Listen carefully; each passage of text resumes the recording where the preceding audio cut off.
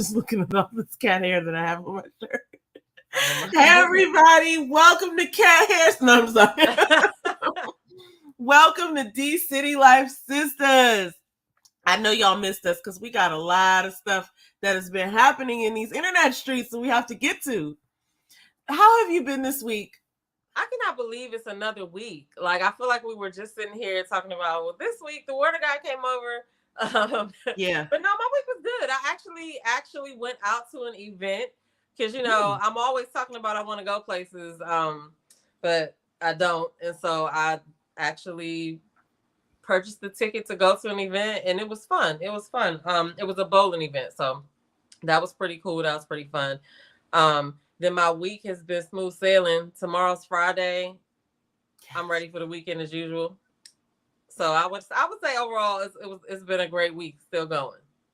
I love that we meet on Thursdays because tomorrow's always Friday, and it's just like, I don't know. I look forward to talking to you for all types of reasons, but I just noticed that sometimes it gets me through my week. That like Tuesday was a crazy day for me. Monday was a crazy day, but Tuesday was a crazy day too.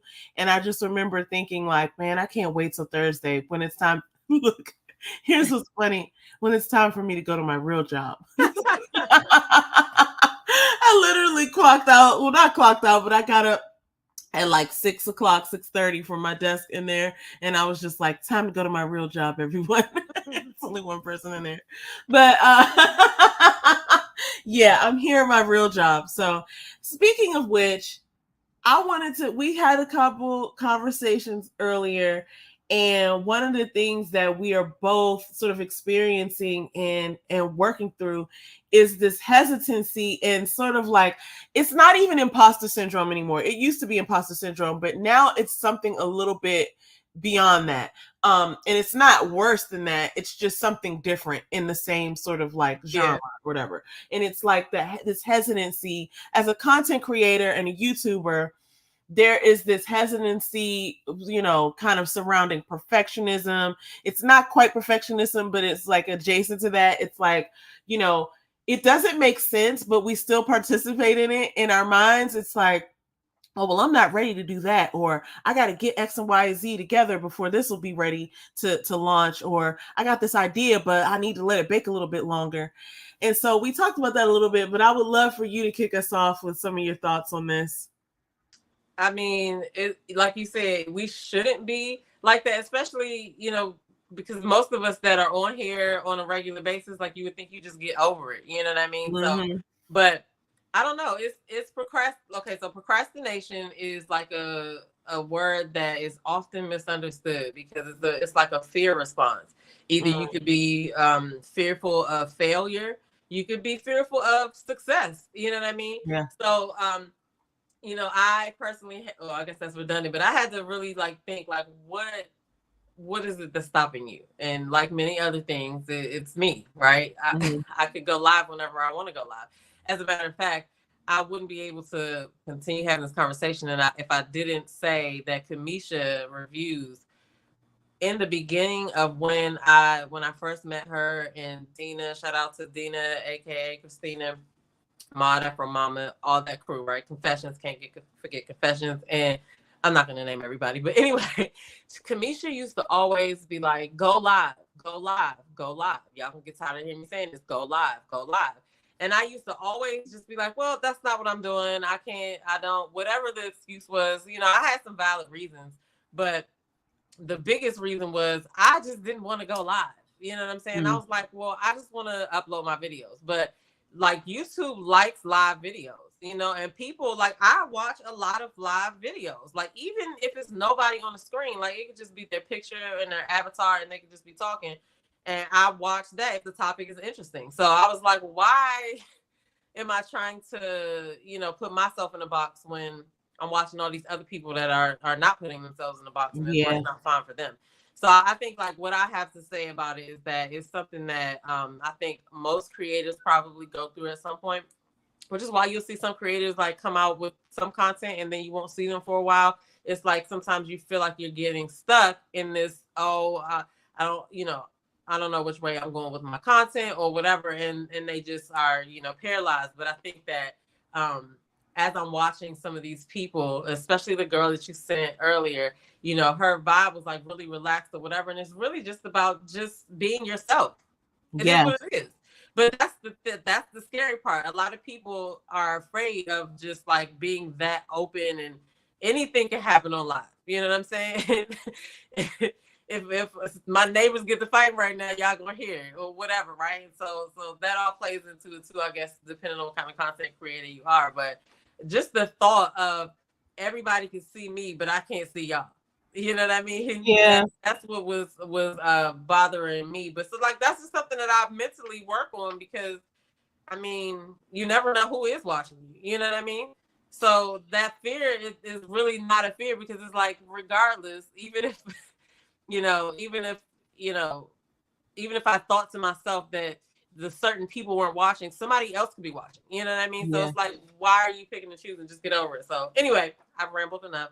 But I No, that was all so good. It brought up so many thoughts for me. All right. First, let me say that I think my hesitancy has been around some level of not even perfectionism, because I'm not striving to be perfect, but in my mind, it should look a certain way. And, you know, it's got to be set up like this. So until I can get this set up like that, and I'm not going to do that, or I got to set up this space to do this. And all of that is like BS. I mean, I'm saying it's BS to myself because I mean, I go live with you all the time, and it's so easy to go live with you. But when it comes to like me going live by myself, even when it's on my other channel, right? Because I'll do like some tea with TT, and that's really fun. Because I'm just really talking about something that I'm super interested in, and I've done a lot of research on, so I can just go all day.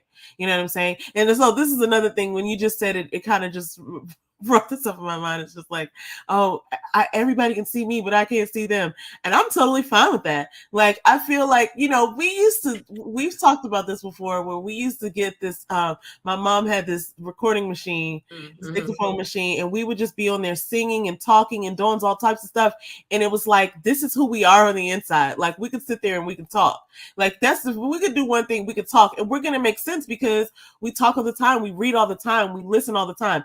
When I'm not talking, right, I'm working and I'm consuming information. I'm consuming content, I'm consuming information, because our interests are such that we'll just get obsessed with something and then we'll consume. I want to know what everybody has to say about it. I want to stop you right there, because that is true, but I want you to clarify, what are you consuming? So, okay, I consume a lot of. It's not just like cooking videos. No. So I consume a lot of entrepreneurial content. I love hearing CEOs and founders of businesses and small businesses talk about their businesses and how they got started and things that they moved past. Obviously, we watch Social Proof. I listen to like Tom Billio. I love to listen to Jordan Peterson, even though he's kind of controversial. I just love to hear his thoughts. I listen to Andrew Huberman. I love listening to Think Media. And here's what's funny about Think Media. I used to love, and I still do, to watch infomercials like in the middle of the night when the infomercials come on at like 3-4 o'clock in the morning. I like them. Like, I like to watch them, even though I'm not going to buy the thing. It's just very interesting to me to watch. It's very fun and sort of like comforting. And that's what Think Media reminds me of. It reminds me of like a YouTuber infomercial, where it's like a 24-hour, like you can always find something on Think Media that you can use, because I'm a YouTuber, so I'm always gonna, whatever they're talking about applies to me somehow. And I love, like, you know, we talked about earlier, like, This Is Nikki. She talks about all of the different social media platforms and how you could just best align yourself. You know, there's so many people that I can't even think of right now. There's this one person that we were just watching a couple days ago called Modern Millie. She's another YouTuber that talks about YouTube stuff. Like, I can watch that stuff all day, and it's never going to get old for me because I'm always going to be watching YouTube and creating videos. So it's like, or even if I'm not, my business will be. So it's just something that's comforting to me. So it's not like, and yeah, I get my fair share of, like, if there's a hot story or a piece of gossip that I'm interested in, like, you know, I'm not going to call the Wendy Williams thing gossip, because I feel like that is some real information that we really need to be on top of. Of us. We might have to revisit that. I think we will once there's more updates and stuff. But that's that was based off of a documentary that is factual. Oh my god, I have so many other thoughts about that too. But it's about something else. It's another spin on it. But I'll talk to you about that separately because it doesn't really have anything to do with our show today. But I love watching stuff that is entertaining, like the Reesa Teesa thing. Like I love the story that is involved with someone taking their sort of downtrodden, down in the dumps a story and then turning it into something successful and admiration. Like I feel like this is the beginning for her, even though YouTube, whatever, not YouTube, TikTok demonetized her videos. She's now, I've seen her on Good Morning America. I'm seeing her all over. And I saw that she sent something where Tasha K is interviewing the one of the other families, like the original family. Tasha K, you know what? God love her. While we're here, and I know we're not in that yet. Actually, I'll wait and save that because we're not even talking about YouTubers yet. But it's something good that I have to say about it. But anyway, as far as like what I'm consuming, it's not even just that. I also consume a lot of planner content, and then I do stuff just for fun. Like I love to watch videos on makeup. Like I'm never going to stop watching videos on makeup because there's always going to be a new product or a new technique or something that I want to revisit. And like the thing about us humans is like you might know something and then you don't remember it for the rest of your life. You need to go and revisit and refresh your mind. There's books that I read like every few years. You know what I mean? Like, oh, I haven't read this book in a while. So it's like, there's always, and there's so much. Oh, Myron Golden. Let me tell you, I watch Myron Golden. I watch Pastor Stephen Furtick. I watch what's her name? Crystal Evans Hurst, Priscilla Schreier. So those are Tony Evans' daughters. Okay. Tony Evans is like a pastor of like I think he's been pastor for like 50 years, but he's like a super duper pastor. Like he's like he wrote this commentary book that is the size of a Bible, breaking down all of the verses of the Bible. He's so like in the word and in the spirit. Like he's probably one of the number one go-to for pastors. But it's just I like everything. So now I'm gonna ask you, flip that on you. What do you consume? So I feel you there. I got a little bit of this and a little bit of that. I do watch, dramatic things and stuff like that. But I watch a lot of Social Proof. I watch a lot of, I can't even name all of the ones, but I'll just name like what they are. I like interviews with entrepreneurs. I like interviews with a lot of female entrepreneurs too. Like, so I can see, different things you can relate to from a woman doing business. But I listen to Andrew Huberman. I listen to Charlene Johnson. I think you do too. Mm-hmm. Donnie Wiggins. I already said Social Proof, but Donnie Wiggins is part of the Social Proof podcast. But she also has her own podcast called Full Transparency, and I like that too. She covers business, but she also talks about self-care and things like that too. So I like that. I watch like vlog style workout stuff. This one girl I watch all the time is well, her name was Britton Snow, but I think it's Mia Snow now. And she basically is a plus size girl who works out all the time. And she's always like, going through her journey of this, I fell off, or not even really falling off, but she's like, if she didn't do anything, she would go through what she ate, and she takes people around, like vlogging her lifestyle when she moves and all of that or whatever. So I watch stuff like that. Many content creators like that in the fitness part or whatever. Anything mindset, I watch that as well. I watch a lot of like if I'm cooking something, sometimes I just watch stuff like that. There was a section of YouTube that did a cooking challenge. They've been doing a bunch of cooking challenges, but like people are making lasagna, macaroni and cheese and stuff. So I like watching stuff like that too. But a little bit of everything, you know what I mean? But I asked you what that was because when you say that we become obsessed with it, it's like it has to be something that piques your passion and interest and stuff like that. And so I just wanted you to share a little bit of that because I don't know that everybody, I guess we all listen to people that talk all day now. because of the Yes. era that we're in. But I'm going to go into that a little deeper. And yeah, I heard you mention Andrew Huberman. I love listening to him because he breaks down those scientific like brain topics in a way that's palatable and it's useful. It's like there's so much utility in the information that he gives. It's like this is the way that our brains work. Here's a person who studies that and he's telling me how my brain works, and now I can use that information to have a better life. And Joe Dispenza. Listen, we cannot name, even if we sat here for 2 hours and tried to name everybody, we cannot name, but I don't want to forget like Lewis Howes, Mel Robbins, Jay Shetty, Diary of a CEO. Diary of a CEO be having some bomb interviews. I don't know if you've watched him before. I don't know. I feel like I've watched him before, have seen him. You probably just don't remember. It took me a minute to remember what his channel name was. So you probably seen his face before or whatever. But just a lot of stuff like that. Like I think a lot of value can be gotten out of two people. I mean, really just two people talking about a specific topic because, you know, one person thinks one way, another person thinks another way. So you never know what might come out. But especially if it's like somebody that's like created something or, you know, has a great story, you know, whatever. You know, I don't know. I just let me just think. Oh, go ahead, sorry. No, go ahead. No, I'll end that just by saying I watched a little bit of everything. I think we have to back on that. It's so funny because you mentioned something earlier that I wanted to delve into a little bit. It's like we consume so many things. This is where we are right now, and so some people have this hesitancy to even start a channel because people ask, like Sean Cannell on Think Media always says, like, what if YouTube goes away? And I think that's a funny, interesting question because I mean, what if the internet goes away? We covered that a few months ago. Like it hasn't happened yet. So we're still going to live today.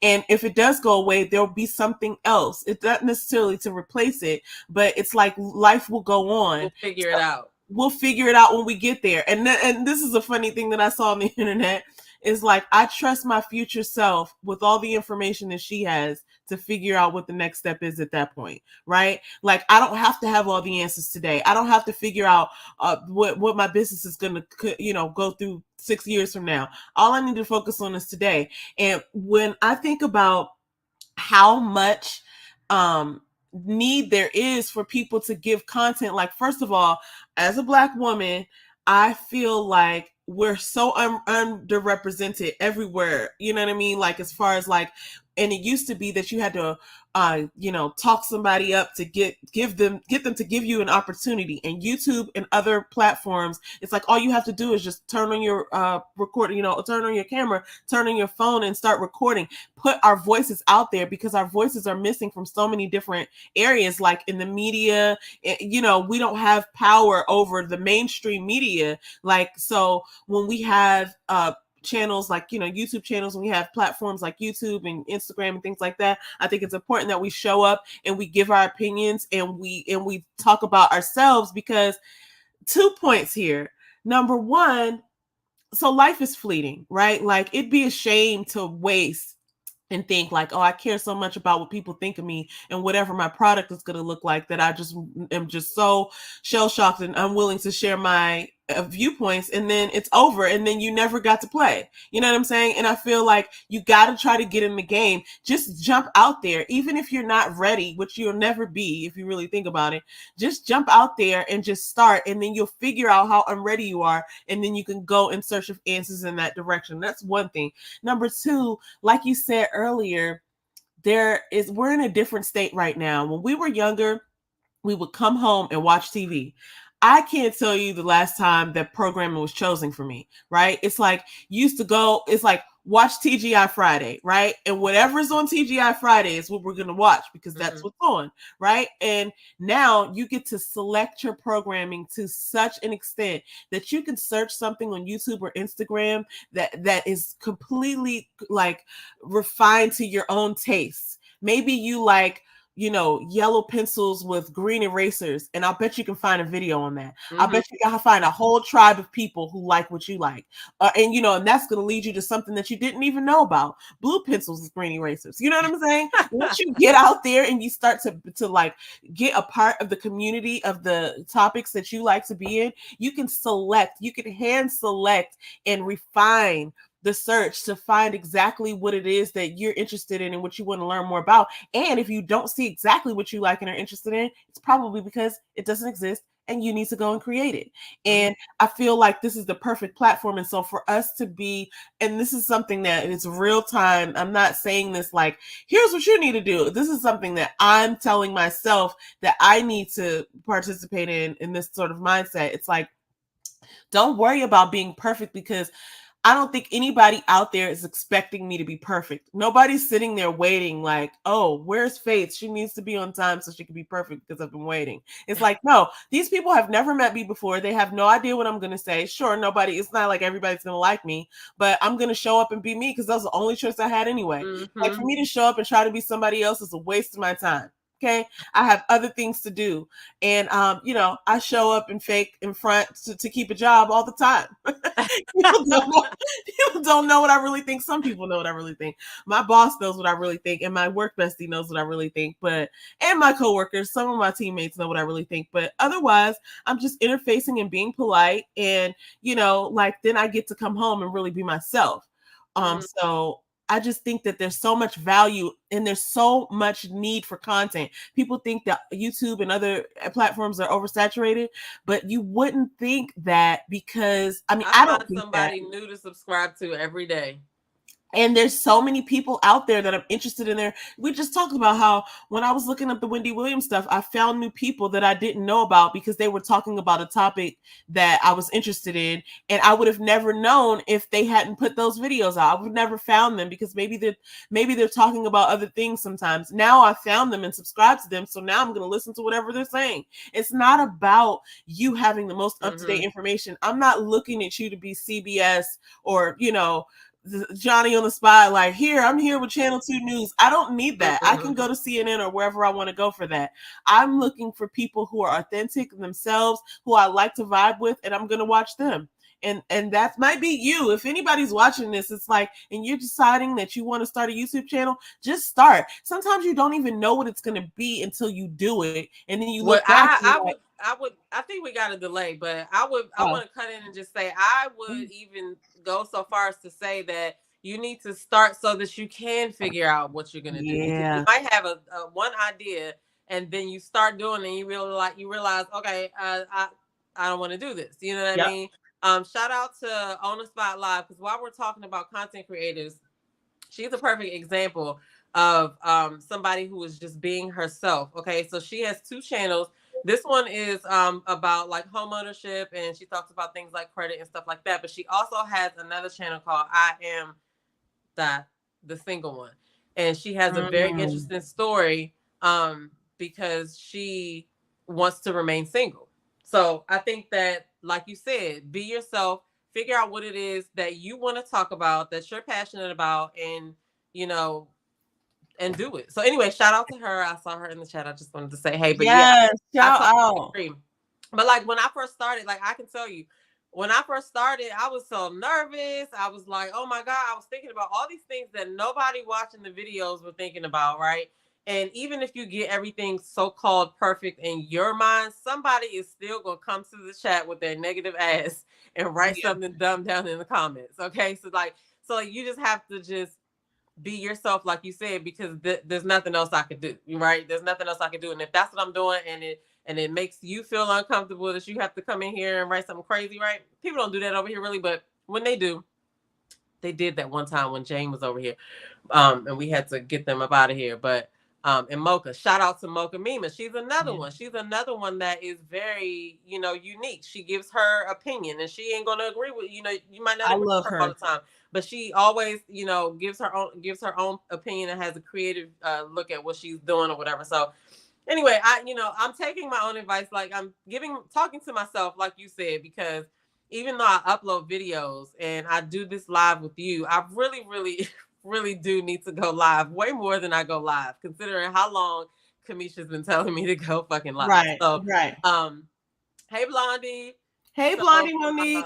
So yeah, I mean, I think that, the point of this conversation is that if there's anybody out there that wants to be a content creator, that is a content creator, but you think that you need to have certain things in line or whatever, like this message is for you. Like just do it, because you have to. A wise person once told me you have to start building a body of work. One, to see if that's what you want to do, but two, so that you can have a body of work, so that when people start looking at you and noticing your content, they have something to go back and watch. So like your people are waiting for you. So that's all I have to say about that. Your tribe is waiting. Your tribe waits. I love it. Okay, so speaking of being yourself, we're gonna jump into this topic list, guys. We got a bunch of topics today. We might actually have to skip some because I didn't even think we've been on for 25 minutes. What? Okay, so the first person I want to talk about is actually not the story topic, but Tasha K.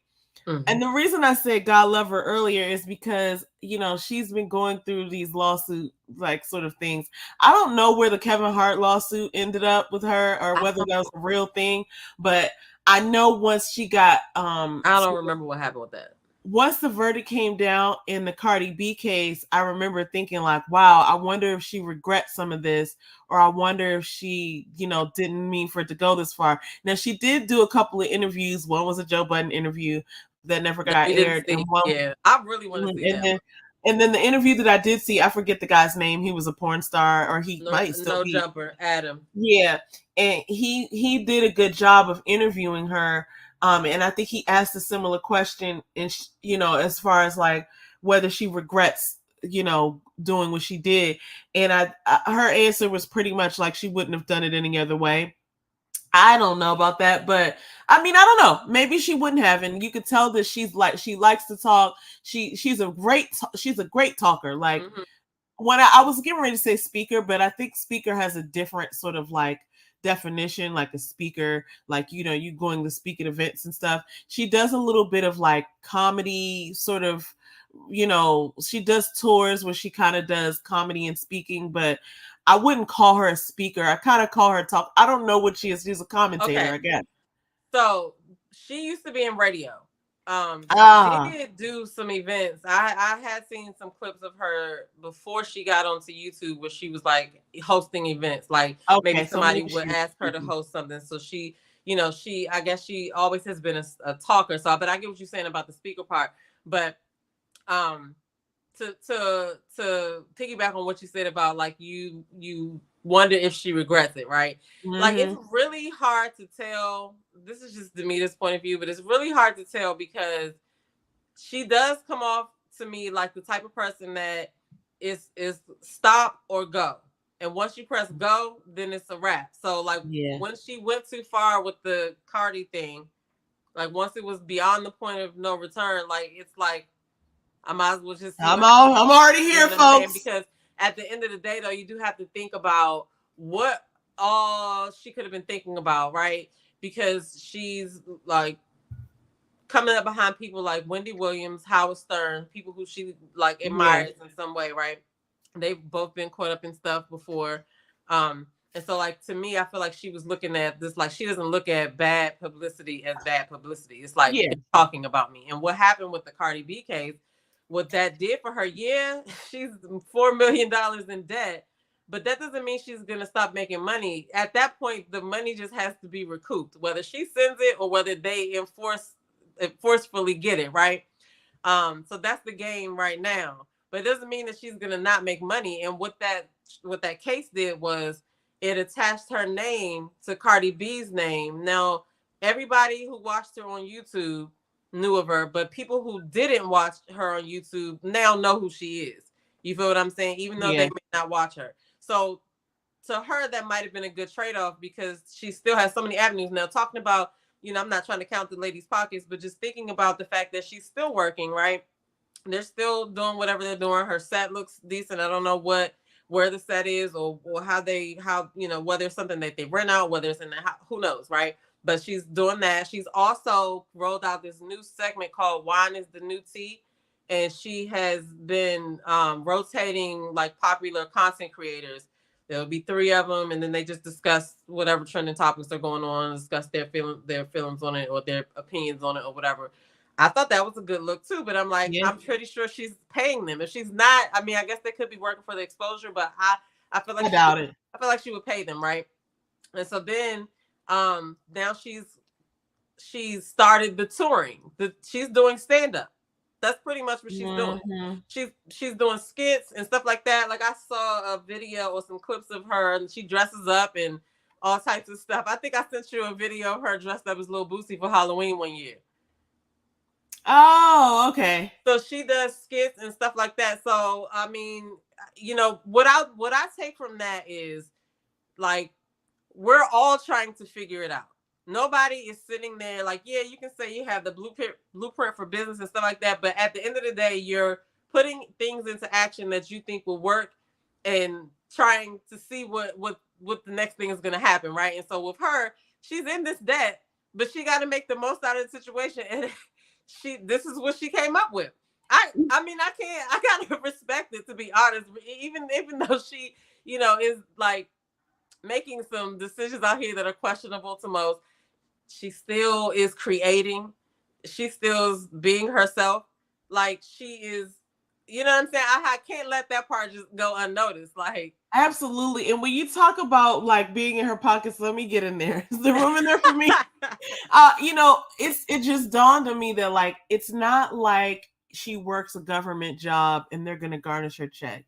Like there's so many ways to make money no, but she online. did already get like $9,000 garnished or something like that because they found one of the bank accounts or something. But That's what I was gonna get into. Happening with okay, look, here's the thing. If you're making money online, I would think it's pretty easy to start a new account or use somebody else's name or use a business name to collect funds. And then you have access to those funds and they're not in your name or your bank account. So they can't really do anything because they have to prove that it's you, right? And I would imagine that, like, there are people that I know, okay, not calling them out, and they're probably not going to watch the show.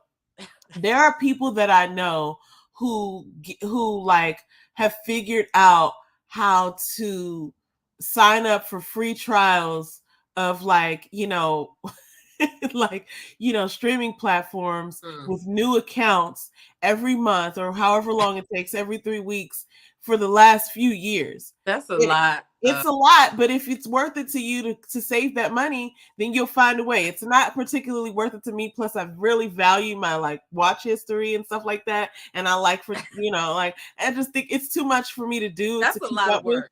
And it's like just not for me. You know what I mean? Like I just don't do that. I'm not judging those people, but I'm just saying it's just not for me. But if you could do that, like if you think about how, to monetize on YouTube and you just put the bank account information in there. And if you monetize, that's where they'll send it. If you think about how, you just develop a Cash App, platform, or you just develop a Cash App, avatar or account and just put it into a bank account. It's so easy to start a new bank account online.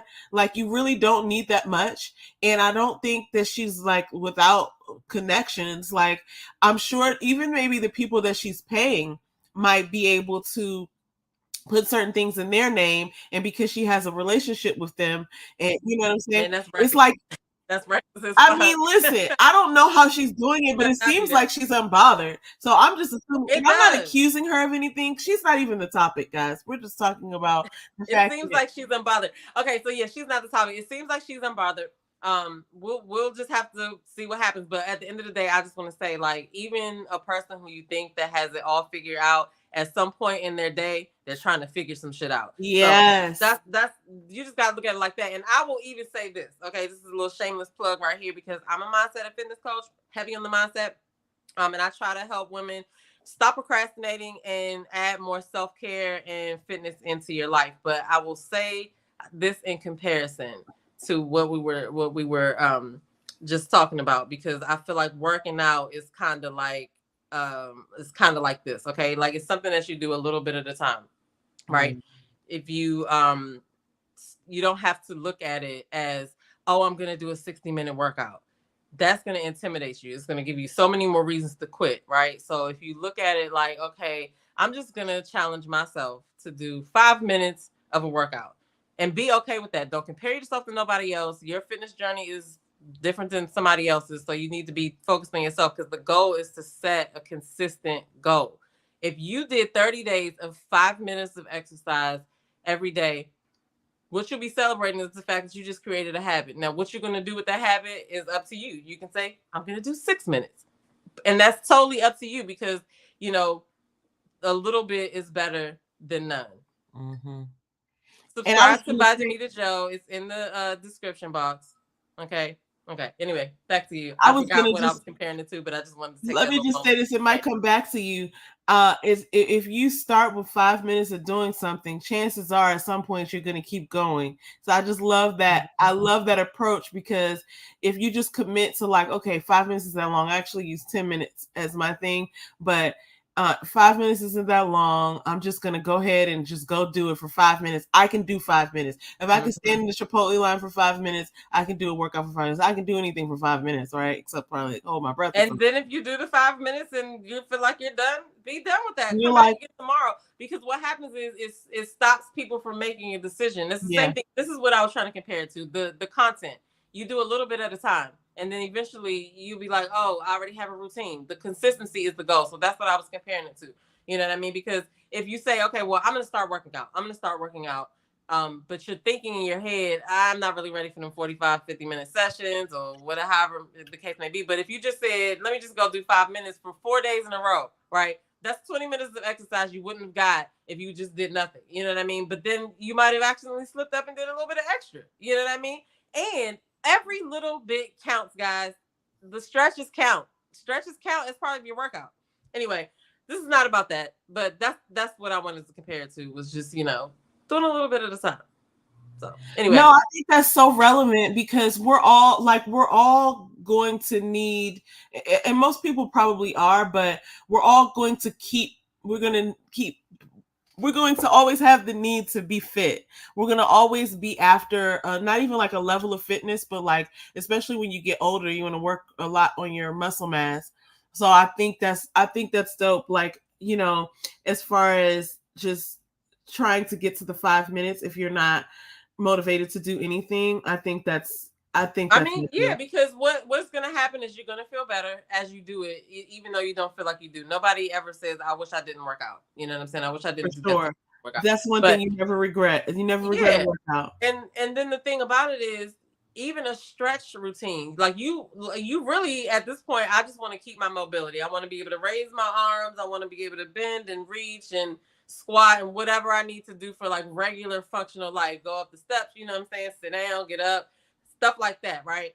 So at the very least, stretching is very important especially as you get older, whatever. But you just want to do like the dynamic stretches, arm circles, 5 minutes. Like I'm telling you, like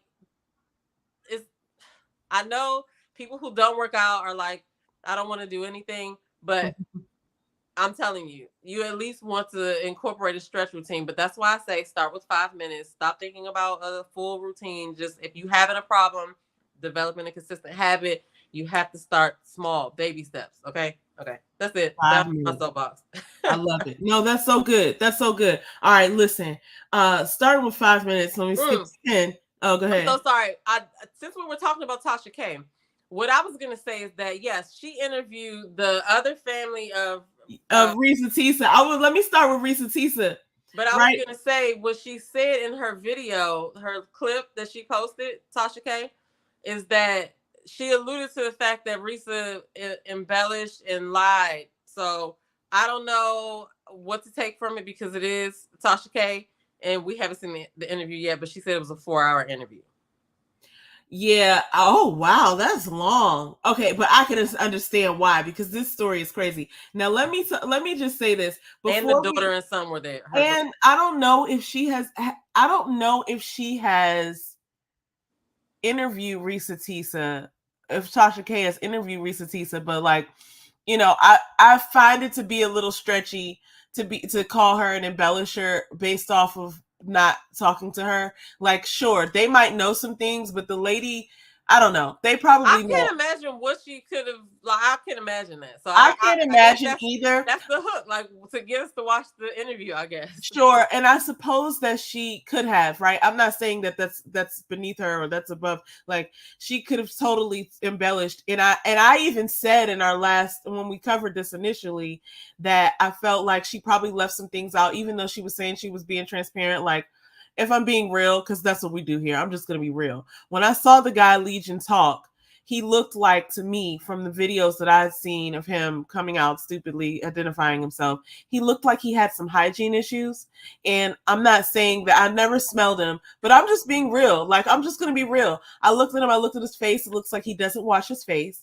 And it was like certain things that he was doing and that she said even about him living there that reminded me of people that I knew who were not the most hygienic people. And I could just see her overlooking some of those things, which is why I brought up in our live, and I'm sorry, I sound like your mother right now, but that's why I brought up in our live that there were some things that she overlooked. And when you're out there looking for a mate, the things that you can't overlook are lack of integrity. Like, because if you're gonna lie to me, that's a bigger problem. That means I'm at risk of you lying about something important, right? You can't necessarily be a liar. Like, it's one thing to be like, no, you don't look fat in that, honey, but it's a whole nother thing to be like, I have an offshore bank account and I'm gonna put an offer down on a house and I don't have any money.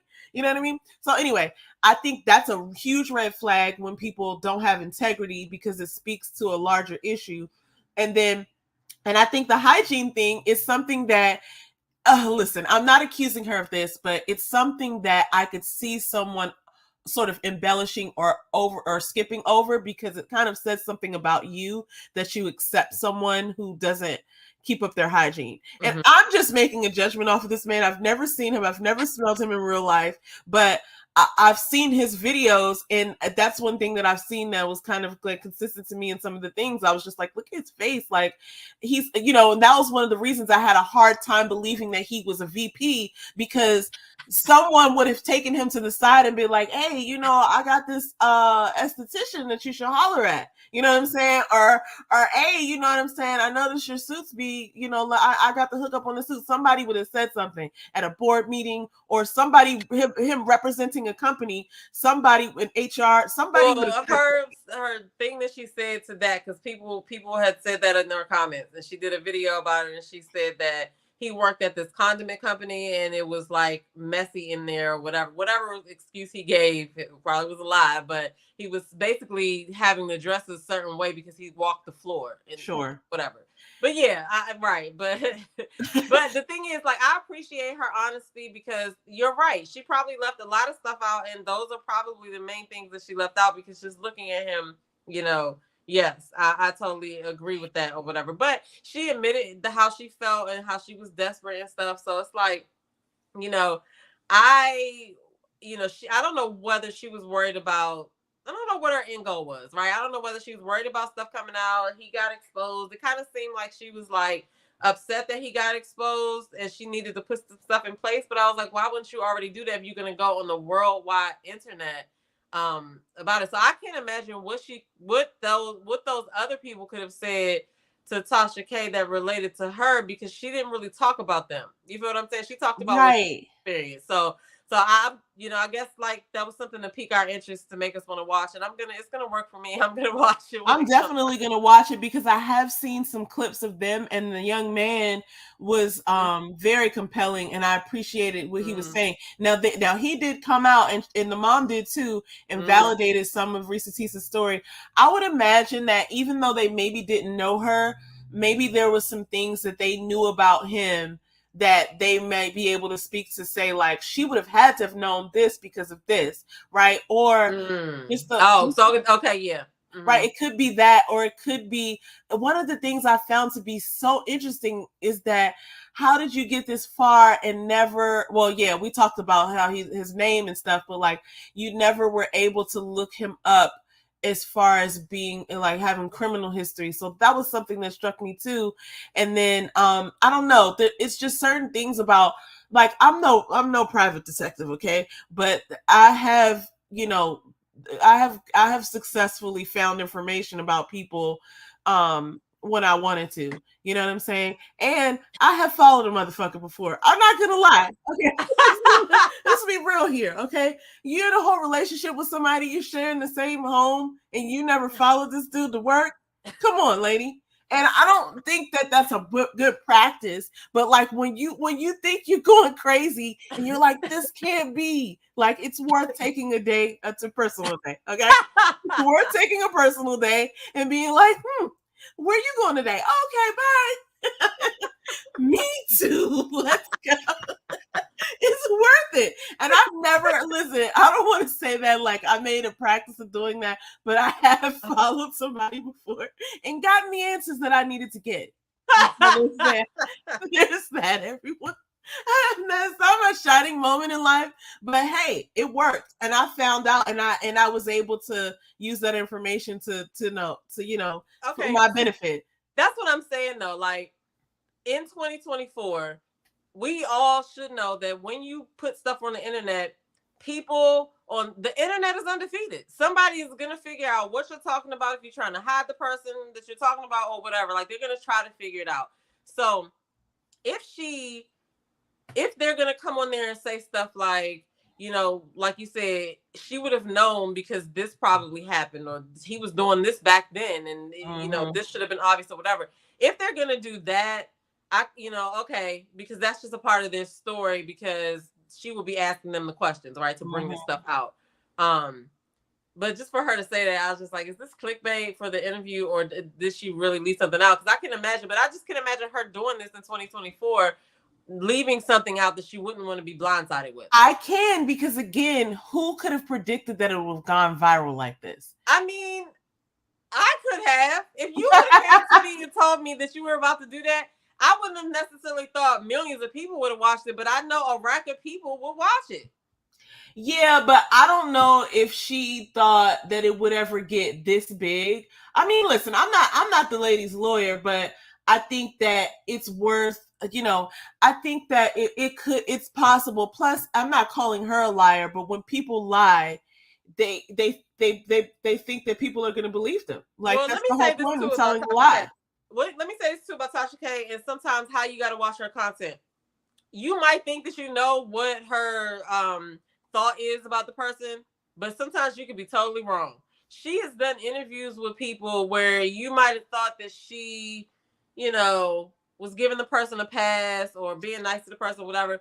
But at the end of the day, she was able to ask the right questions and get the stuff out. You know what I mean? And then she would give her opinion or whatever. So it's no telling what she thinks about this whole situation or what even they said. Because there's people that come to interview with her that say some wild and crazy stuff.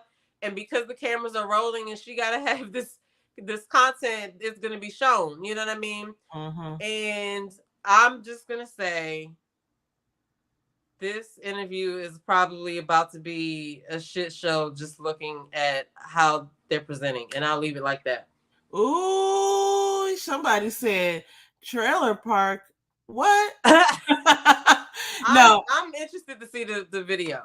No, I think they're good people. We're going to see what it's about. But another thing that just popped in my mind is it could be that, they talked, even Reesa Teesa talked about having been in touch with some of his family members who eventually were able to come out and corroborate some things. So that's one common area right there where it's just like, if she was they would know those people. Mm-hmm. Okay. And it's like, look, one of the things that I will also give Reesa Teesa a pass on is that it happened during COVID. So I think there was a lot of things that we didn't have access to during COVID. And some people thought it was the end of the world, and they were making decisions like, what if I never get this chance again? And that's kind of where she was, it looked like. And just for shits and giggles, I just want to share this because this guy, I swear, like, he's been making his rounds on the internet, and I would certainly, this is not him, but this is oh my God, the way that this guy, it was Wavy, what is his name? His name is Jerome McCoy. Are you talking about the guy? His name is. I don't even know who's interviewing him. His name is Wavy. I'm gonna find it before we get off of this live. But the way that he edited this interview is hilarious. He edited it in shit that Reesa said after or before he would lie. He was explaining stuff, and then he would insert the little part where whatever Reesa said to debunk the lie. Lord, this interview was crazy. Like, dude is really, he got a problem. He's troubled, guys. Okay, wait, we got to get to some of these comments. Okay, so she said, this is Blondie Monique said, the money, we're talking about Reesa Teesa here, the money she thought he had caused her to overlook the red flags. I wholeheartedly agree. And I also think that Okay, let's talk about this because we not even going here really, but I think But it's she didn't even verify the money before she overlooked it. Like I'm gonna need to. Now, first of all, I can't do it. I can't do it. But if I was to be able to do it, I'm gonna need to see it. I'm gonna need to see it. look at We this got to go to guy. the states Like, together. who in But your right I mind can't would do it. believe this guy? I wouldn't give this guy $5 at the gas station. Like, I mean, like, look at his mannerisms, everybody. You only Obviously. have part up there. You can't see his breasts, but they say you Oh my God. Anyway, I want to just say that, and I'm not saying anything bad about her, but one thing that I do want to say, just as far as I'm going to go back to this because we're not getting ready to watch that guy. We're not getting ready to give him too much, but I also think it's hilarious to watch him because he's just such a liar and it's obvious to me. But of course, this is after seeing it. But one thing I want to say is when we talk about when Blondie Monique says the money she thought he had caused her to overlook red flags, one of the things that I would advise, especially younger women, like those of us who have been around for a while, kind of know how to read the room and know when people are lying.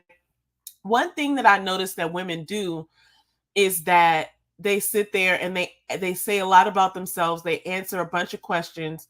Not to say you shouldn't be on a date exchanging information, but you have to be cautious because what a man is able to do is he's able to get everything out of you as far as all your experiences, your likes, your dislikes, your preferences, your information, your family, all the of this stuff. blueprint. You're sitting there pouring out your life about all the things that you love and all the things that you missed in your childhood and all that stuff, giving them the proper blueprint to love bomb your ass and think, oh, he really cares about me. He does everything. How would he have known? Because you told him.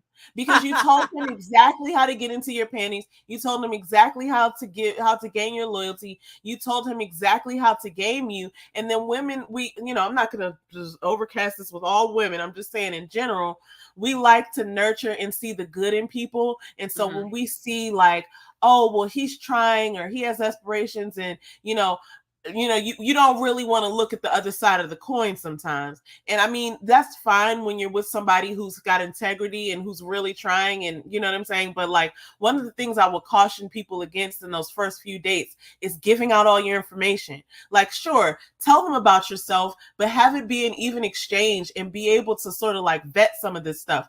Like, like when he talked about playing in the leagues, a good thing for her to do would have been to go home and Google that. A good thing for her to do would have been, to look him up on other social media platforms. So she had mentioned that, oh, I didn't even notice that we had linked up on other platforms and he had a different name on another platform. That's the first thing I do when I meet somebody is I go Google them. I go find out if we have any mutual contacts. I find out, listen, I sound like a stalker, but I found out what his work history is. It's very easy to find somebody's work history if you really look for it. You know what I'm saying? Even looking through some of the things, if you can't just Google somebody and find all of this, but there's certain searches you can do on certain government websites and others where you can find out who people have lived with and how old they were. You can find out if people were married before. Like you can do all of this by the second date. You should have gathered enough information by then to know whether they've told a bunch of lies. Okay. And that's when you go into giving more information. And I'm not saying like I know everything. I'm just saying that like these are some things that I think could be useful to someone, especially a young woman who's vulnerable and wants to find love, and you're out there looking for love. And so you're so blinded as to whether somebody is even telling you the truth or whether they're just repeating back to you everything you told them you want to hear. And so when you start to hear what you like to hear, then it's like, oh, he gets me. But no, he's been studying you and you've been Mm-hmm. giving him the Cliff's Notes. So I think that's something that we have to sort of like look at with ourselves. I think we all make mistakes, and I'm not blaming her. I'm not victim shaming, but I do think that, she said that she saw a lot of red flags and there's a danger in that, Now, see, So the messed up thing is the only people that can actually confirm the red flags is her or him, right? And so she didn't share them, then we're not really going to know like what she overlooked unless it's something that was existing before he came to, before he left his other wife, right? mm-hmm. But, the whole situation is unfortunate. I agree with your advice to women to know who you're dating. Um, and however you choose to figure that information out is on you, but definitely protect yourself, because she really put herself at risk. And yeah, it's about, first of all, it was the pandemic had happened. I'm not moving with a stranger, right? And I don't, like I said, I'm not judging her, because who knows what really made her make that decision. You know what I mean? But she put herself at risk on that. So I hope she learns to be more careful with that. But in light of that, this, even though, like you said, she got demonetized on TikTok, she's gotten a lot of deals lately, because I saw that she was signed with a Hollywood Oh, agent. good. Good for her. She is doing. She was on Good Morning Yes. America.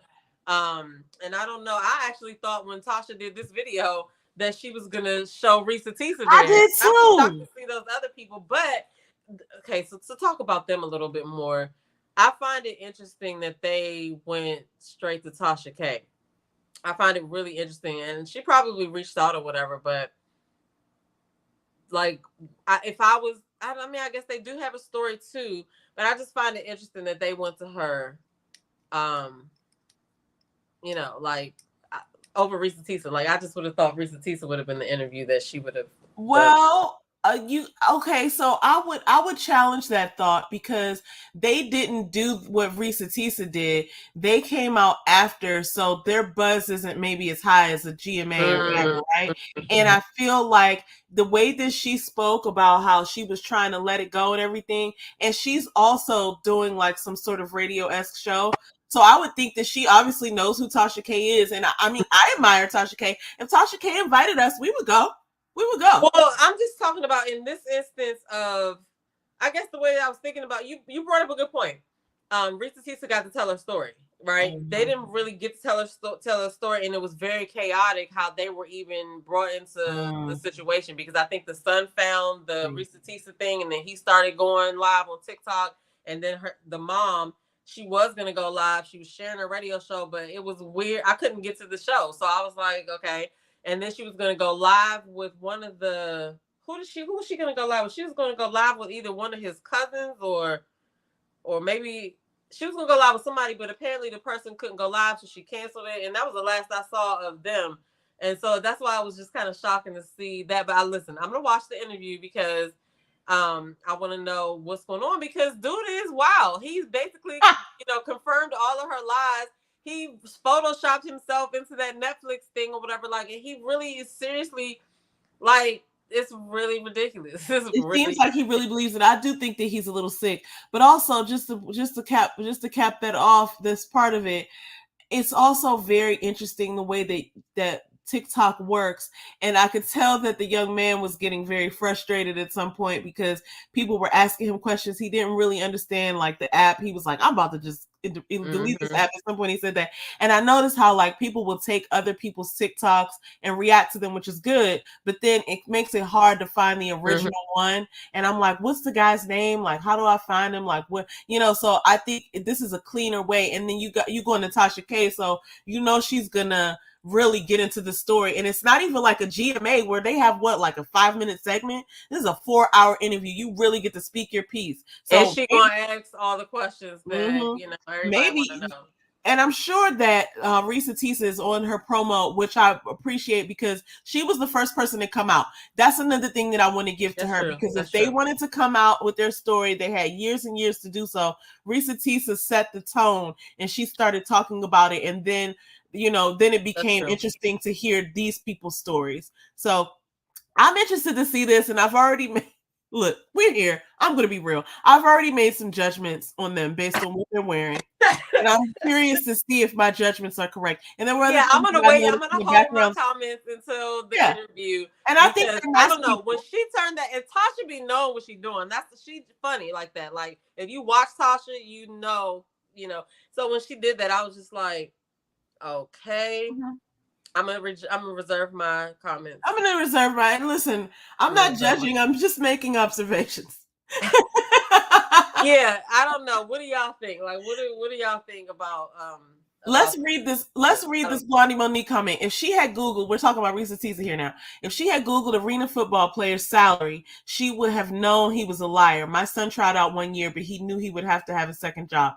There's one piece, right? Also, if she had been more sort of, what do you want to call it, persistent about understanding where he worked, right? Because I'm not going to let that go. There's certain things that you have to see, right? I got to see where you live. I got to see where you work. Like, we can't really call ourselves in a relationship. I don't have to walk in the building and do an inspection, but I have to verify it somehow. And I think maybe she thought she verified it. And I think, like we said earlier, the money caused her to overlook the red flags. And she said there was because she did say he was paying stuff. He was paying the bills, and she had never experienced that before. So I understand. It's like, okay, I'll overlook this because I get to do what I want to do with my own check or whatever. But some of that stuff just isn't worth it. I'd rather just, whatever. But no judgment on her. So next, figure it out. She said that he was fine. That is a huge objection. Listen, I went on TikTok and I saw about 5 videos, and all the videos said was, she lost me. Well, she said no. They were like, she said he was fine. And when we saw him, I was like, girl, you lying or whatever. Like, they just all pulled that part out. And when I did see him, I was like, Reesa. Who did she date? Who did he date? Who did she date before? Because if he's fine, and then look, Reesa. who were the guys? who were the guys who weren't even paying the bills? I don't know. They were probably normal people. Here's another one. Many of us she was saying overshare. I've been guilty of that in the past. I certainly have too. Yeah. I actually have a story time for you guys. Yeah, I knew you meant overshare. That's good. I've definitely had that happen to me before, and I've had a couple of stories that have happened to me that I won't go into right now, but I quickly learned not to do that. Okay, look, we've been on this topic so long. We're already an hour in. Let's go to the next topic. So one thing that we're also revisiting is this Monique story. Now, when we left off, we had a lot of information about her son and about which was really good. We actually did a separate video about this, and we talked about the fact that she was going to be on tour with Cat Williams. So in this clip, this is actually so funny because this is the clip. This is actually Kevin on Stage's clip, because I love Kevin on Stage, and they shouted out Kevin on Stage to talk about how, hey, look, we got the ratio right because, we got all of this space. They still got a whole bunch of space. It's better, though. It is better. I will give it and they have visually appealing things right here, so I get it. Oh, my God. Oh, she got an Oscar back there and an Emmy. Okay, I see what Let's she's doing. Let's just talk about how her face is. I don't know what she has on her face, but that joke is glowing. I don't know if she put something on. I think she mentioned something in the video. I was thinking that might be highlighted, but she doesn't look like she has on makeup. It might just be like something in the video. She mentioned something. It wasn't made. It wasn't like a whatever she mentioned might have been like a facial system or whatever. I don't know, but I do feel like her skin is glowing in this joke. Yeah, man, look, she looks good. But so what we were gonna talk about is just an update about how she went on to Cat Williams. I'm gonna let you talk about this because I don't really have that much information. But she went on to the Cat Williams tour, and she was impressed by the way he did business. And then she talked about D.L. Hughley. Yeah. So if you watched this on Instagram, I think it was last night. Maybe it was like, I think it was last night. I don't remember. It was the last couple of days. If you watch this, put what you took away from it in the comments. What I remember them saying was they shouted out Kevin on Stage about the, getting the getting the camera angle right. And then they talked about, I cannot remember what they said. They had this point of the conversation where they were like calling out people who had done them wrong, or they felt like we're not standing on business, right? And Tyler Perry's name was in that, obviously. But they said that Cat Williams, they wanted to talk about how it was to do business with him. And Sydney was saying how when they wanted her to get on the tour, him and Cat had a conversation. The conversation was like 5 or 10 minutes. They sealed the deal and everything was professional. And, it has been since she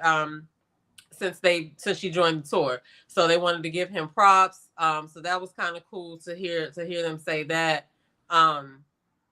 Oh, and to talk about her son, I told you he has a podcast on TikTok, and he's been consistently going live. Okay. Okay. I don't watch him, but I see his notifications all the time, and I just be like, okay. So, like I said, I don't know. That could have been something that just to get it in the media cycle, and then, you take it and run from here. Um, but other than that, she was promoting the tour. Wherever they're gonna be. I think they're gonna be in Louisiana and Texas this weekend. Um, but yeah, I didn't really I didn't really retain anything from it. I don't know why, but that was the main thing that I got from it. But I know she called D.L. Hughley, not straight, and she talked about how he blamed her for the thing with his daughter, and stuff like that. So some of it was, they weren't angry and mad. They did get a little tiny bit emotional together when they were talking about how they felt about some people or whatever. But it was kind of just more of the same, about how they're going to be going forward, and holding people accountable, and we love us for real.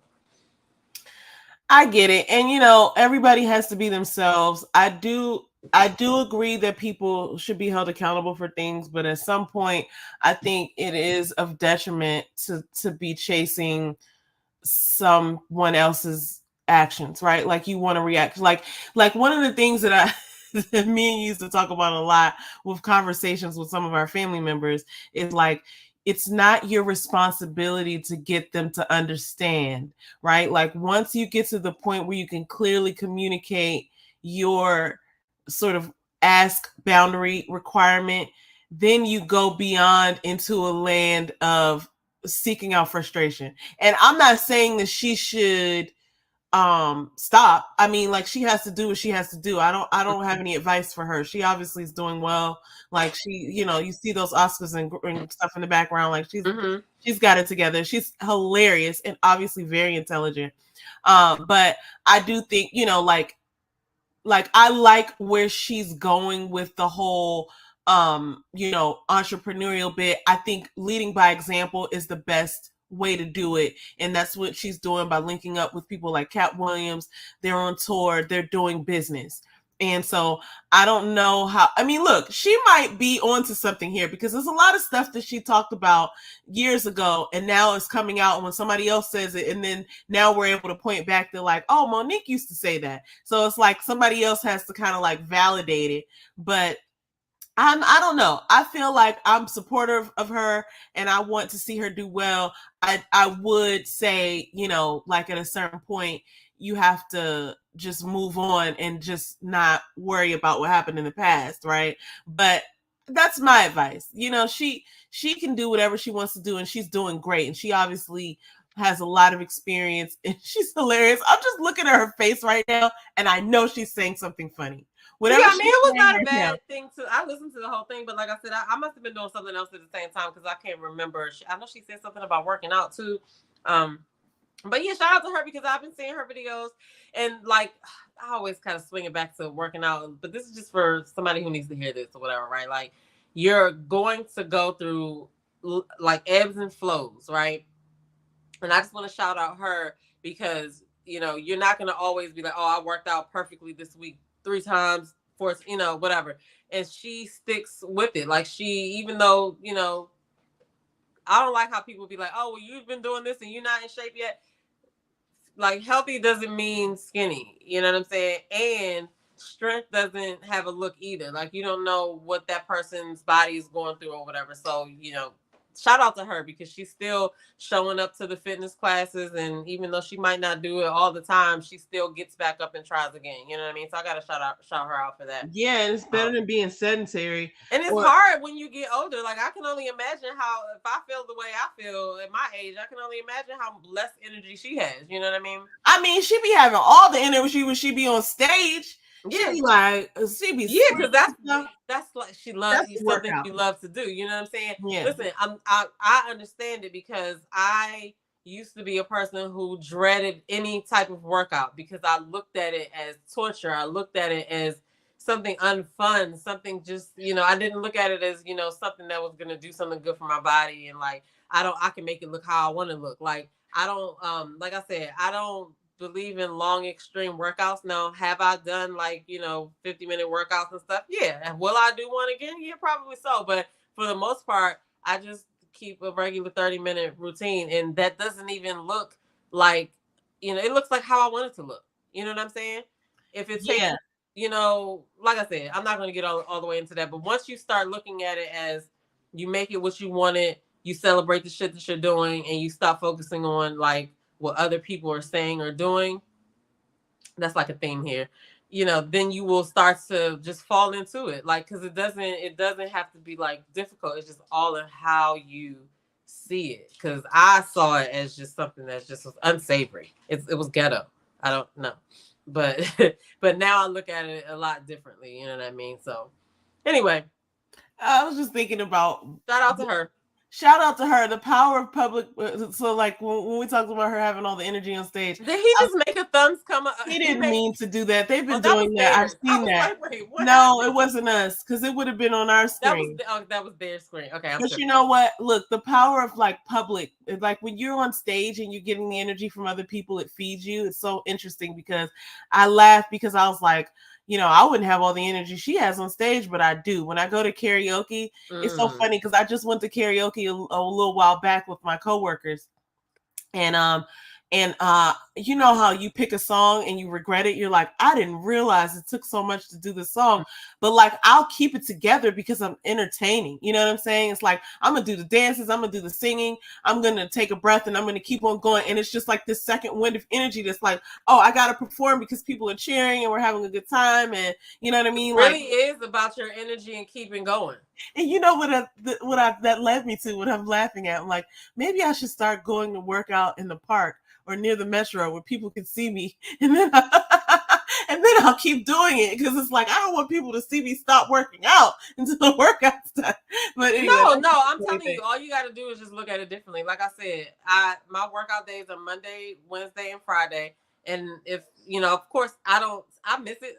I miss it a lot. Like, but what I do is I just have a backup plan for when I don't work out, and that backup plan is something way less strenuous than working out, but it still also counts as me working out. And it kind of registers in my brain. We didn't skip workout. We did this today. We worked out. You know what I'm saying? Even though I know in my mind I didn't do my full regimen, I did enough so that my body keeps up the habit and realizes that we did what we was supposed to do. You feel what I'm saying? Yeah. You can't expect to go and like, you know, have the same kind of energy every single day or whatever. Like, but what you can do is just keep going. You know what I mean? Sometimes it's not going to be pretty. Sometimes it's not going to be. Sometimes you're going to have great days. But it's like you have to.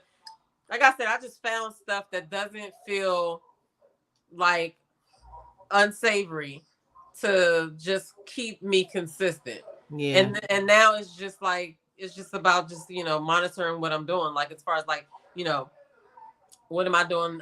These 2 months right now I'm working on calisthenics, right? I'm doing stuff with calisthenics. And then I'll change it in 2 more months, but it's nothing extreme. It's not crazy. It's just little things to make me keep a habit, because the habit, like I said, Habit is what it is. Versus, you know, if you did like 5 or 10 minutes every day, that would be better than doing nothing. But what we do is we don't do anything because we don't want to do the 60 minutes. Yeah. And so there's value. There's the value is in keeping the habit. Let me read this comment because this is funny. On Spot Live said, I was at an inspection today and did 15 flights of stairs. So yeah, we're counting that.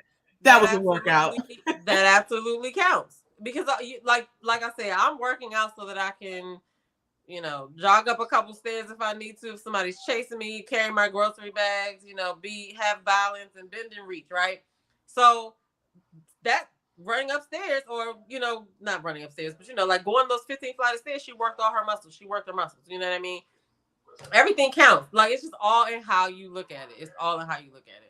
Anyway, I keep getting back up there. No, that's okay. Hey, listen, that's who you are. I love it. That's who you are. And look at what you're talking about. You're not talking about something negative. You're talking about something that's life-giving. So I think go back to it every time you can, because that's what you're here to do. Okay, so the last thing I'll say is that people think it's very hard, and I want them to overcome that by finding something easy and just committing to do 5 minutes of it. All right, bye. Finding something easy and committing to do 5 minutes of it. That's the advice that I will give to our next topic.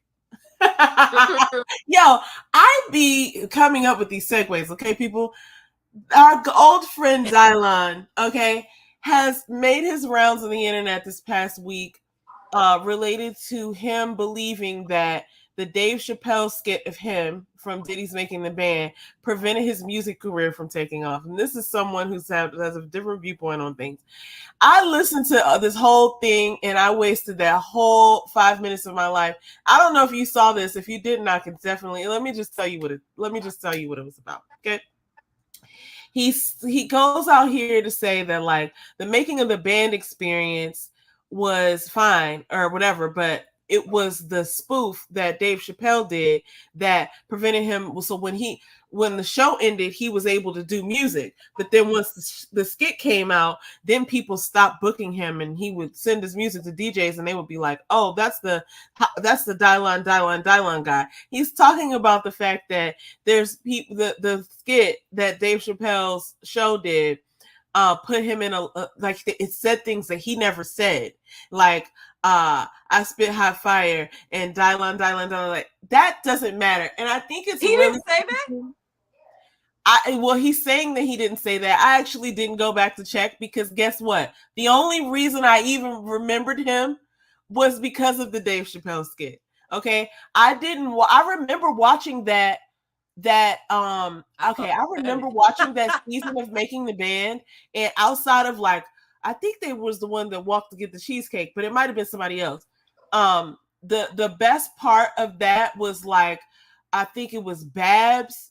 I really liked her, and I liked the young dude from Louisiana, but I still haven't purchased any of their music. Like I probably purchased their single when it came out, but I've never looked for Dion, not a day in my life. Now, if we're talking about Danity Kane or Day 26, I'm a super fan. Okay, now that's a whole different situation. I thought he said Dion things. I don't know if he ever said that, but guess what? I don't remember anything you ever said, sir, and that's the point. Like, I think he needs to really back and think about the fact that, like, the only reason we know who he is for real, like, is because he did Making the Band, but we don't remember you from Making the Band. We more so remember you for being made fun of by Dave Chappelle. So if anything, you should have took that and ran with it and been, and like laughed about that. Like, look at all the people who he did make fun of, who are out here on the internet talking about Dave Chappelle ruined my career. You know what I'm saying? Look at Dave Chappelle. He's not saying he ruined his own career, right? It's just like there's certain things that you just have to take on the chin. One of them we're going to get to later, but it's like, dude, you are blaming the wrong person. You're not looking in the mirror. He said at one point in this little clip that he came home and there was just no food in the fridge and no one will purchase his music. Well, sir, it's time to find another way to make money. And you can still make music if that's your passion, but if your passion isn't bringing in money, then you need to figure something else out if you have a child. So it's like, that's not Dave Chappelle's fault that you didn't figure that out.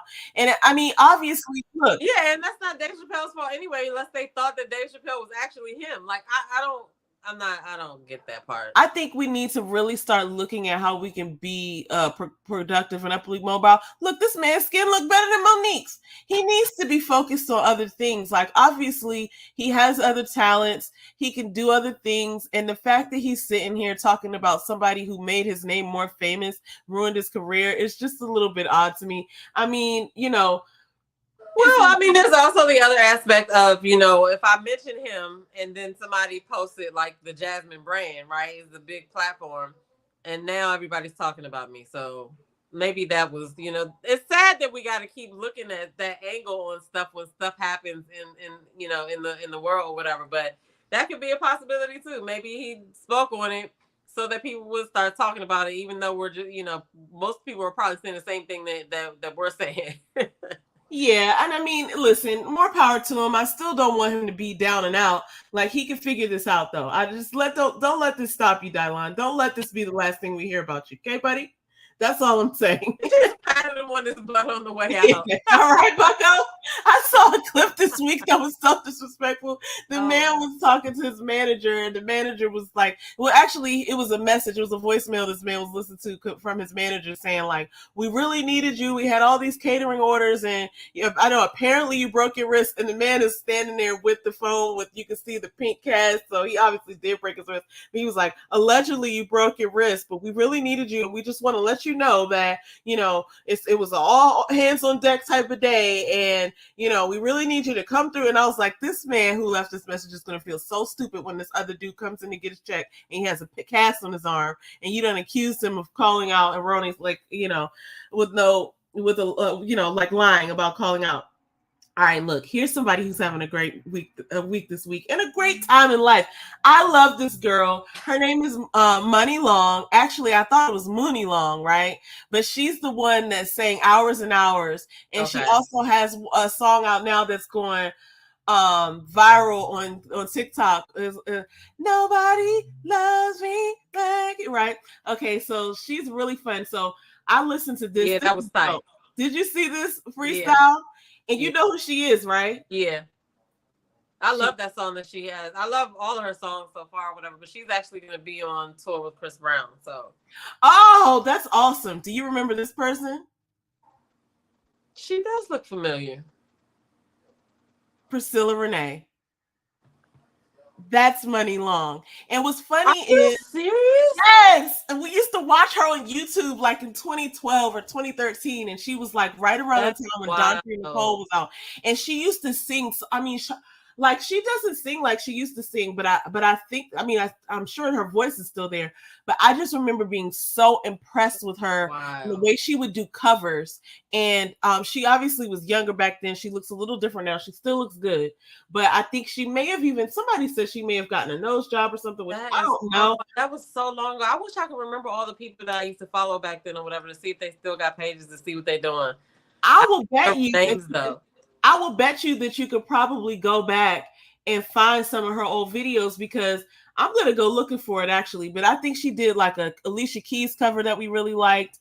And she was doing covers back when people were really on the internet doing covers. Yeah, that's what I'm saying. Like, okay, so I follow so many people now, but there were certain people that we used to watch, but I can't remember their names. And even if I go through my subscriber list, like my list of pages that I'm subscribed to, is no telling that I'm going to remember who the person is. You feel what I'm saying? So I used to follow this girl.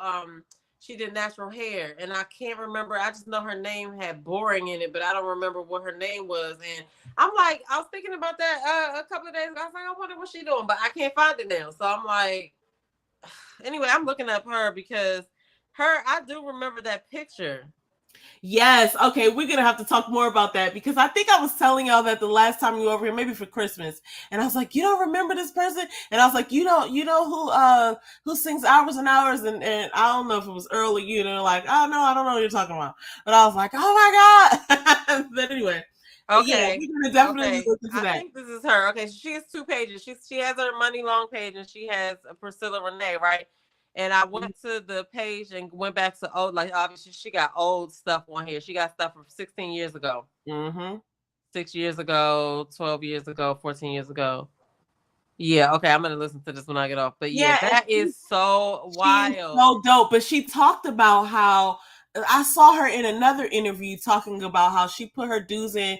She wrote songs for all these different people. This is one of those people who belong in music because they really took the long road. She ghost wrote, you know what I'm saying? Not ghost wrote, but she wrote songs for people. And then when she tried to call in favors for those people, they weren't answering their phone.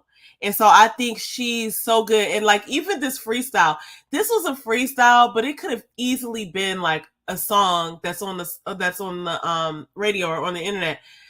Go ahead. She sang the dictionary. That's how we remember her, I think, because she had a video on there where she sang the dictionary.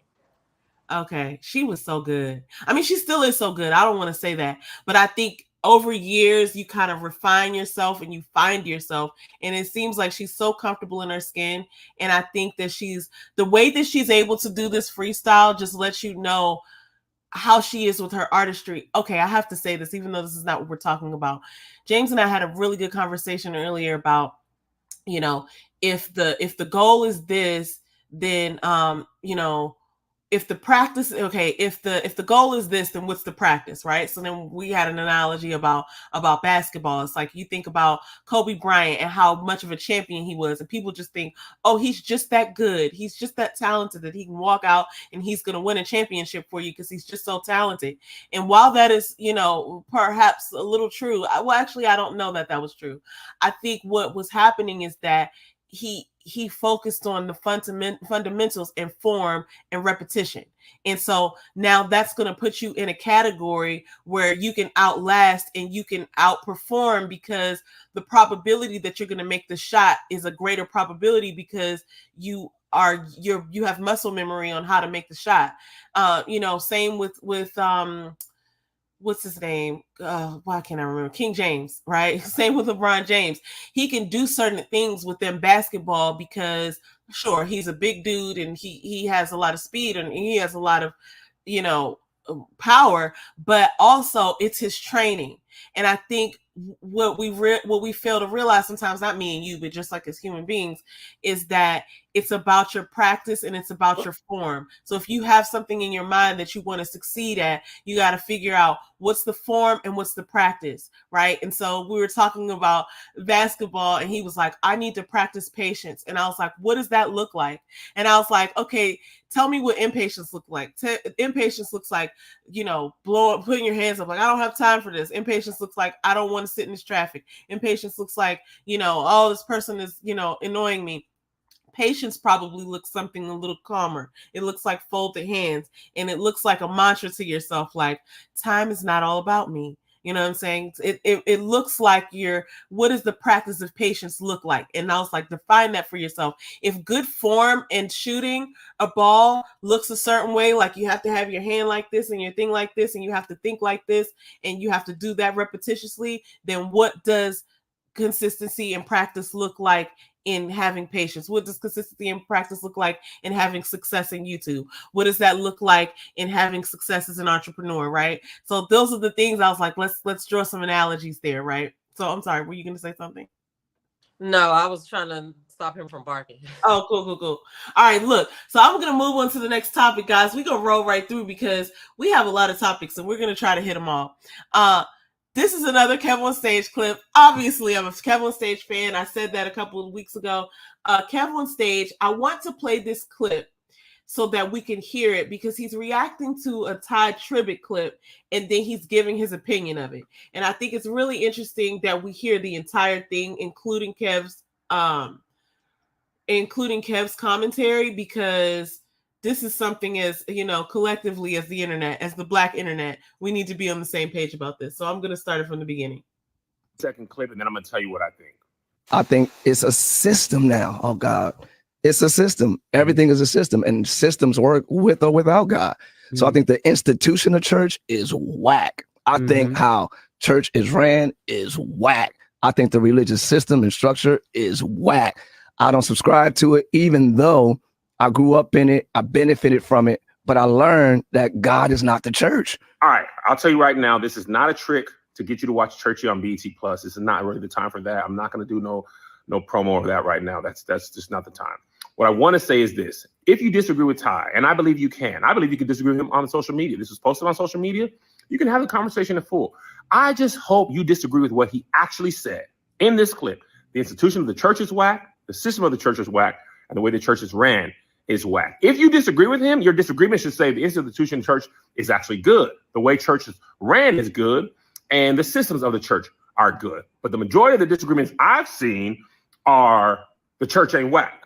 Well, he didn't say that. He's critiquing the institution, which is separate from the body, right? So if you disagree with him, right, you got to disagree with what he said and not what he didn't say. And I've seen a lot of comments like, well, how you going to say that when you were pastor in the church and you benefited from that?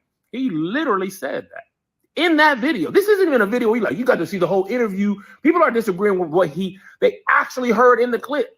Not the whole interview, the actual thing he said clearly. They like, you said the church is whack. He did not say that. Listen again. I forgot to add this. A person who benefits from a system who still critiques it usually has a valid critique because they actually have something to lose by what they're saying. Person who has nothing to lose, they can critique anything because it doesn't really affect them. And here's the thing that I want to say too. A lot of what people are saying, well, how you going to disagree when you're a pastor, feels like how you going to disagree with America and you live here. You can pick something you love. You can want something that you love and that's very important to you. It matters so much. You disagree, and your disagreement is because you want to see it better. Okay, what he was saying is a lot of times pastors are not called. A lot of times churches are family business, so they're just passed down. The person who's in charge isn't the right person. They're just the person that was next in line. Okay? Do you disagree with that? Okay. And yes, he's talking generally. And a lot of times people be like, well, this my church specific. Well, you know he's making a generalization. He's talking about the church system, institution, the way it's ran generally, not specifically. And I also want to say this. If you don't go to church, a lot of times people are like, this is why I don't go to church. Whatever type of church you want to go to exists. If you want a very legalistic church, it exists. You want a free church, it exists. You want to wear jean skirts, they exist. You want to wear pants and have tattoos, that exists. You want good online, it exists. You want a humongous mega church, it exists. You want the pastor to know your name and there's 10, 15 people there, it exists. They all exist. A lot of times people's complaints are about the few churches that are very popular. Oh, TD Jakes, Transformation, Steve Furtick, those are 3 churches. Mega churches don't even make up 5% of the overall churches in America. The majority of churches, 90, 95%, have less than 100 members. So that type of church exists, whatever you want. So if you don't go, then just say you don't go. But it ain't because the type of church you want don't exist. All right? Now go watch church. I want you to watch. I thought that was so funny. Okay, your reaction. I agree with Ty. I agree with Kevin. I thought Kev was on point with comparing it to how it's like, you know, you're talking about America, but you live in America. You know what I'm saying? Saying that you can't critique America because you live in America. I think that people don't really realize that it is a system kind of thing, you know, and God is, just because you build a building doesn't mean that like that's the only place God is. You know what I mean? So. Yep. So I agree with that. And I mean, I thought coming from Ty Tribbett that it was interesting that he would actually express his real feelings on that. So shout out to him. Absolutely. I'm going to go ahead and just double down on what you said. I want to point out a couple of things. Number one, I liked what you said about the America thing. That's really true. Another thing is like just the overarching point that he made in the beginning. When people react to something and they don't hear what the person's saying, like when you react to something is one thing, but if you disagree with what somebody is saying, I think you should, you owe the people who you're talking to the courtesy of listening to what you just heard, because when they go back and hear it, you know what I mean? Like it has to match up. Like he didn't say the things that people are saying he said. And I saw the same comments that he was talking about, or some similar comments. I don't know if I saw the exact same comments, but it's like, people want to argue the point without listening to the fact that he said he did benefit from that. And it was probably something that he knew was going to be a little controversial, because he had that point where he was like, oh God, where it was like something was coming over him to say it.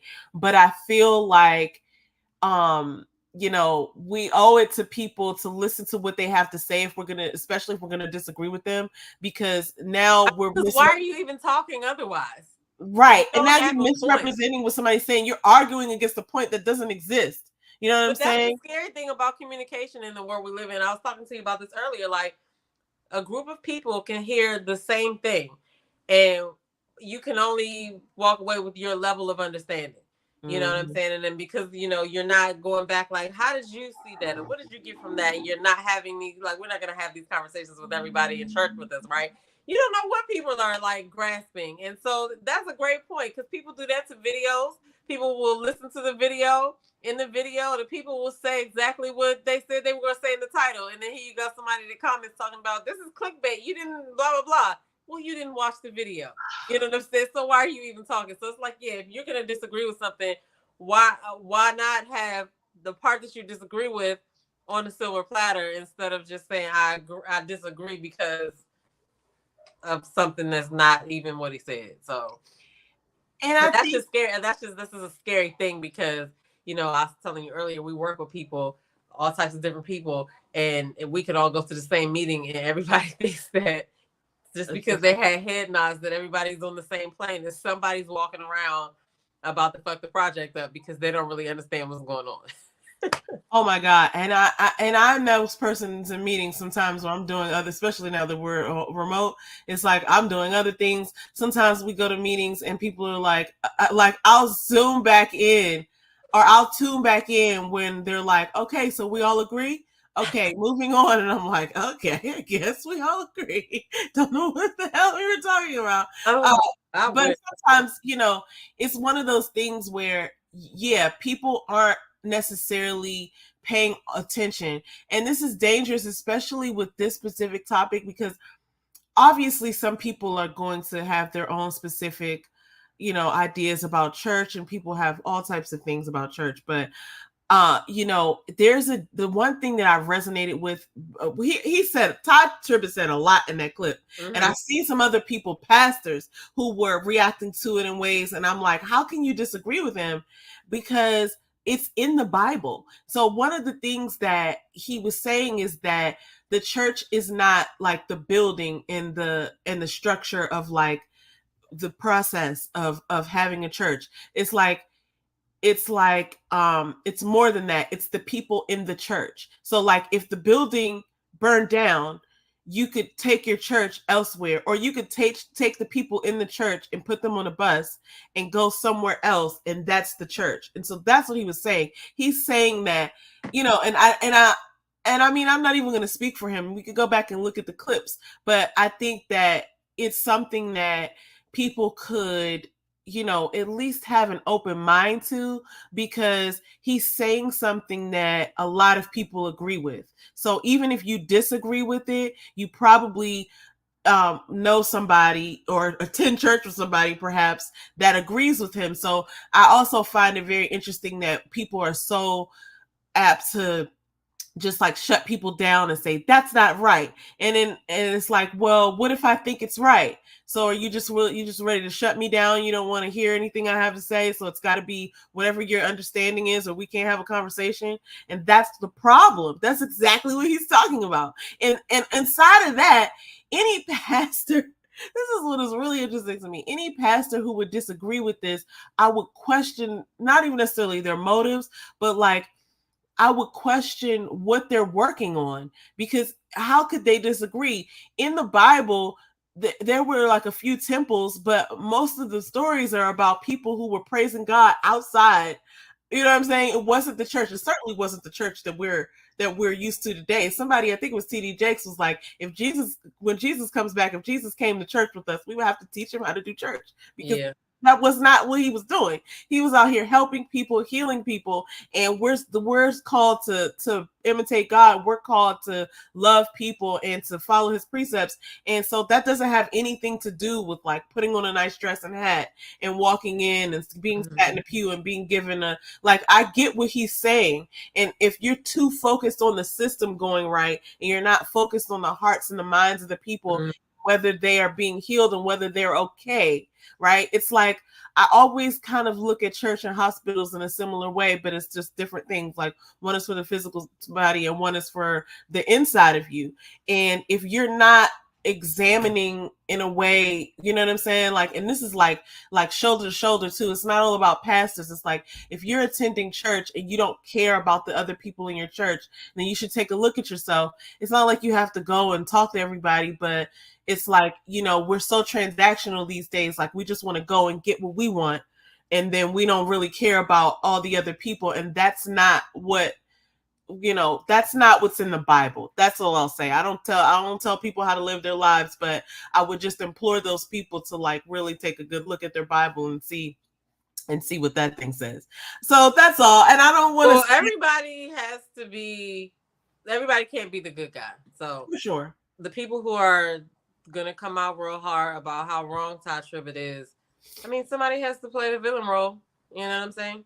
And I get that people are offended. One man was because you're talking about words. Everybody is like I said, you can only walk away with your own level of understanding. Like you said it earlier, it's not your job to help them understand, right? But everybody's walking around with different levels of understanding. So it matters how well you communicate to try to get an understanding. Because a lot of people will just argue with just the fact that there's something to disagree with. The surface, yeah. And another thing is, I do want to say this, because I'm not trying to dismiss anybody who disagrees. That's a valid viewpoint as well. And there's always a valid viewpoint. Like, I'm not saying that somebody can't disagree with this. I'm saying that, I would examine further to what he's saying and maybe even have a larger conversation around it. So I'm not saying that if you disagree with him, you're wrong, but I'm saying that it's not a shut down and move on type of thing. It's a, hey, well, let's discuss it, right? Discuss it with your loved ones. Discuss it with the people in your church if you go to church. Discuss it with the people who don't, who discuss it with anybody. Discuss it with other people is all I'm saying. Like, well, if you don't really have discussions, that's not an option. Either I understand what you're saying or I don't. And a lot of people might not even have that much depth to even go that far into that. You know what I mean? Yeah. So I just feel like it's going to be an opposition to it. But what he said made complete sense to me. Yeah. And it's like, it's fine to be a person who goes to church and you're getting what you're needing out of there. I don't want to, I'm not backtracking, but I just want to clarify that it's fine if you go to church and for whatever reason you go to church, you're going to church.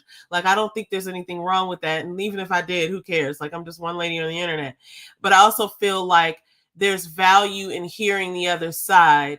And perhaps there's something that, that resonates with other people that you might know. One man that I saw sort of like disagree with this was saying that he's turning people away from the church, and people who might have come to church are now not going to come because he said this. And if that happens, then it's not like it's okay. So this is a good point too. It's not like you have to go to church in order to be saved and get into heaven. That's not the requirement, everybody. So that's another thing. And so, whatever someone's motives are for getting someone into the church, into a good church, I would think they would be to save their soul or to get them to serve the body of Christ. But that doesn't necessarily mean going to church. You could actually be out here in the world following God's laws and precepts and being a good person, and you're just fine. You don't have to belong to someone's church. I mean, it's comforting to belong to a church if that's what you want, and that's good. I mean, I belong to a church, but I'm just saying that, like, I'm not less of a Christian if I don't go to church or whatever your faith is. So that's that. We're gonna leave that there. Oh, I got a little mocktail. Thank you very much. From the Nice. Okay, so let's move on to the next topic because we got a few more. I don't know how many of these we're gonna get through. Yeah, because I'm about to heat up my jerk chicken. The sister's getting hungry. Okay, heard. Well, we're gonna wrap it up soon. But I want to tell you that some people that are probably shaking in their boots because this Freaknik documentary it's upon us, people. So when does it come out? It comes out on March 21st. It's gonna be aired on Hulu. And the documentary is out here, and I know somebody's mama and cousin is in this, and they're like, oh my God, I cannot, and maybe even somebody's grandmama.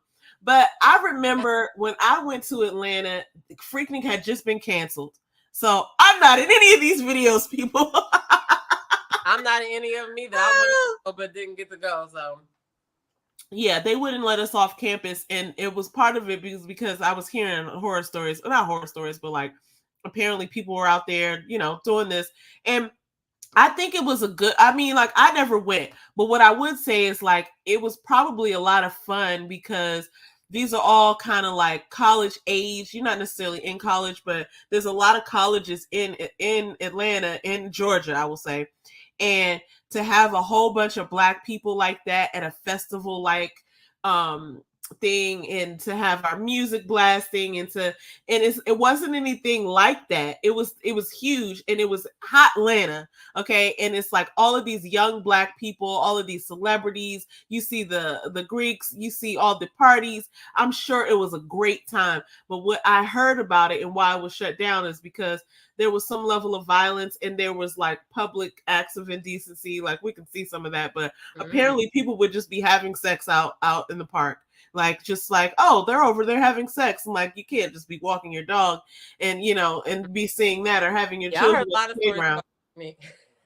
Listen, I'm not saying I'm sad I missed it. If it were if it were still a thing when I went down there, I certainly would have gone down there to see what was happening. Well, yeah, because I must not have. Your mother must have had something to do with that too. I don't remember the reason why I never went, but I do remember people talking about it, and I remember the story. So I can't wait to see the documentary to see if I can see some familiar faces.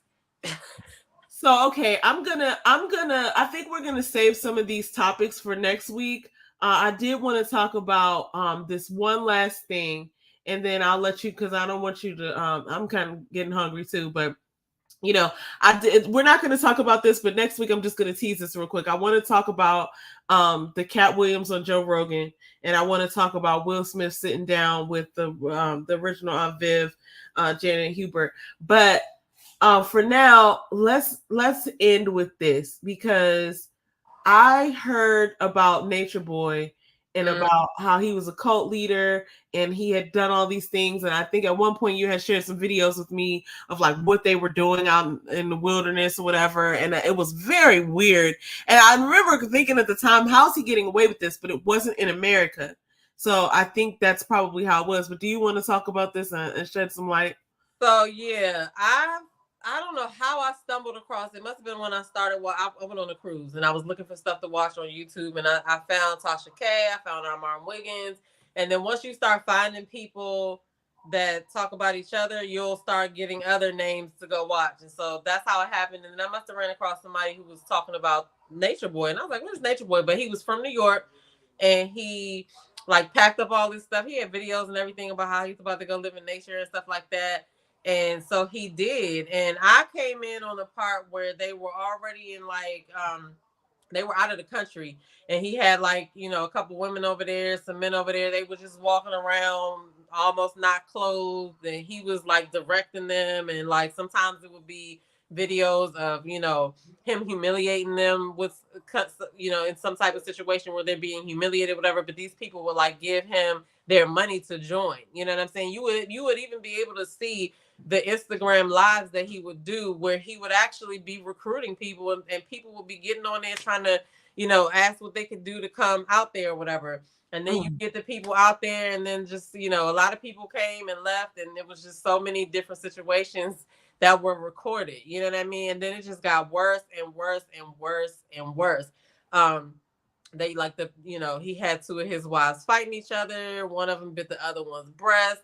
It was a bunch of stuff that went down, and I know a lot of people. If it's anybody in the comments that watched it, like, you know that it was a lot of stuff that he did that he should have got in trouble for. You know what I mean? But he most recently, he's been in jail for 2 years because one of the women that were, I guess she wanted to be one of his wives, but he would put the women with other, you know, he would take the women for himself, and then he would tell them, oh, now you can go be with this person, go be with that person. It was just really a lot of craziness going on. But he got locked up because one of the women that left 2 years ago, like, she ended up pressing charges and accusing him of rape and posting revenge porn. And so it was kind of like they had arrested him a bunch of times, but he was out when he was out of the country. They would get arrested and then get let go and stuff, because he would go to these different countries and stuff. And like the citizens sometimes would be like, oh, you know, we're not having it. When he went to Hawaii, they went to Hawaii when COVID hit, right? And Hawaii had like a quarantine rule that if you came into Hawaii, then you had to quarantine before you could come out and be, you know, around around Hawaii. And so, and they knew he was there and stuff. And like some of the men like got on his Instagram live and talked to him, like, you know, try to like set the record straight, like what he wasn't going to do out there. Right. Because they were just breaking the quarantine rules or whatever. But anyway, they got locked up a bunch of times, and then they just got let go. But this time he got locked up. He came back to the States, and they were living, I think, in Atlanta somewhere. And the neighbors were probably calling about the strange stuff they were seeing. I think the call was something like they saw somebody being abused or something. I don't know. But it probably was him, you know. Who knows? It was a lot of stuff happening. But he was just convincing these people to give him money. Like some of them gave him like $30,000 to $2,000, all of their whatever they had. And then a couple of his wives left him and came back. Like, it's just a whole, you know, crazy thing, because he ended up having a kid with, I think he had a kid with more than one of them, but the main one that he had a child with, she ended up leaving for good. And then she testified against him this go around. So finally he got locked up for that. So they were trying to prove that. And the thing about court is just because we saw all of these messed up things happen in front of our eyes, right? We know what kind of person that he was from all of the things that we were able to see. The trial was about this one specific incident, specific night with this one specific person. Right. And so it's like, yeah, you would, in your mind, you're like, oh my God, they got to bring up this, he did this, he did that, he did that. But none of that matters if it's not relevant to that one thing, right? So that was the interesting part about it. The other interesting part about it is that they didn't really like air it. Like they're airing the YSL guy is a young thug. They're airing his trial, right? And so they were airing this trial for Nationwide, but then they like cut the cameras off, I guess because of the sensitivity of what the charges were for. So you couldn't like really even see some of the witnesses that were talking, but we knew who it was because we knew their voices or whatever. But he still has cult members that came, and he has 3 wives right now that remain, and bless their hearts because they are, trying to do an appeal for him now, and they're like really still like drinking the Kool-Aid. They went live on Instagram, and you could see the earbud in her ear. You could hear him talking, and she was just repeating what he was saying. But yeah, so his I'm gonna cut this short after this. I have some questions. His attorney was trying his best. I have to imagine that he, doesn't, it's hard to defend somebody who is accused of something like that. And then the things that came out and stuff, and how, it's just like he knew he was being looked at as a douchebag for even representing this dude, right? But he was like, he really was, I guess, doing the best that he could with trying to catch the witnesses up, right? That was his only defense. Like, let me just poke holes in their story. The other side had okay questions, but I thought so much more was going to come into play. But he was very disrespectful. The judge caught COVID, and I guess she asked the people who were there whether they want to continue, and everybody but him said no, right? So he was like thinking she was going to stop the trial. And she was like, well, you can go back to jail. Your attorney will be here to represent you. But he tried to fire his attorney. So she was like, your choice is represent yourself or keep your attorney. He ended up keeping the attorney, but he wanted to stop pause the trial while she had COVID. So she did it for 2 days, and then she resumed. Like, you can go to work with COVID now, apparently. Like, you not because of this case, but after a certain number of days, it's not transmissible. You know what I'm saying? So, but anyway, he tried that. That didn't work, but it was interesting because he's supposed to not believe in no disease. So it's like, now you believe in COVID, you know what I'm saying? But let's talk about this judge, because she was patient. She was kind. She was thorough. Okay. He pissed her off. And that's the main reason why he probably got life with no parole plus 10 years, because she even said she did not see him give no remorse or nothing, show no remorse or nothing like that. While she was sentencing him, he was in another courtroom trying to, like, you could tell he was trying to talk to the guards, and the guards was just looking forward or whatever. And he was in there talking about like pointing to the TV and stuff and doing stuff or whatever. She gave the man a chance to talk, and he did some old like cult leaderish, I love you, I still love you, I love you, I love you, and I'll see you in the end, or whatever. So that was that. Then, like I said, his wives that are still drinking the Kool-Aid went live talking about it was a lynching or whatever. But the last thing I'll say is the lawyer on the state side that did the closing arguments, whoever that sister was, she was on point. She dotted her I's, she crossed her T's, because the defense went first. Mr. Booker was his name, his attorney's name. He went first. Obviously, he's trying to, get his client off, right? So he was like, ask them why they won't show this. When she comes up here and gives her question, her closing, ask her why she won't show you this video and this and that. He said all this stuff, and it was so clear once she came up that he only said that to try to sway the jury of, to think something that wasn't true. Because when she came up, the first thing she said was, he knows, this man over here, Mr. Booker, knows the law. And he knows that the only reason we would bring out any of those videos is if what her testimony was here today was different than what was on those tapes. So it was no point for him to say that. You know what I'm saying? But she had a bomb closing argument. She was a young Black sister. She did her thing. I got to go back and see what her name was or whatever, but she did her thing. But yeah, so anyway, that's it in a nutshell. And if you weren't around to watch Nature Boy, like, it wasn't. It was the kind of thing that you didn't really want to watch, but you kind of felt like, oh my God, what if something happens to these people? You know what I'm saying? So I want to ask you a couple of questions. Number one thing, and I remember you telling me something like this before, but I don't remember the answer. How did these people, why were they attracted to this cult?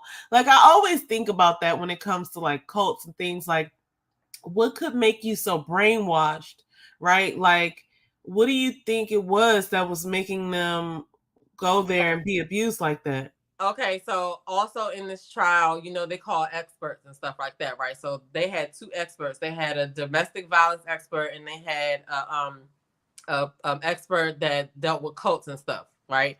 And so that those 2 testimonies were interesting, you know what I mean? Because the one for domestic violence kind of explained how people could not say anything for a long time, and then all of a sudden want to talk about what happened to them or why they wouldn't tell, right? How they could stay with or still have love for him or whatever.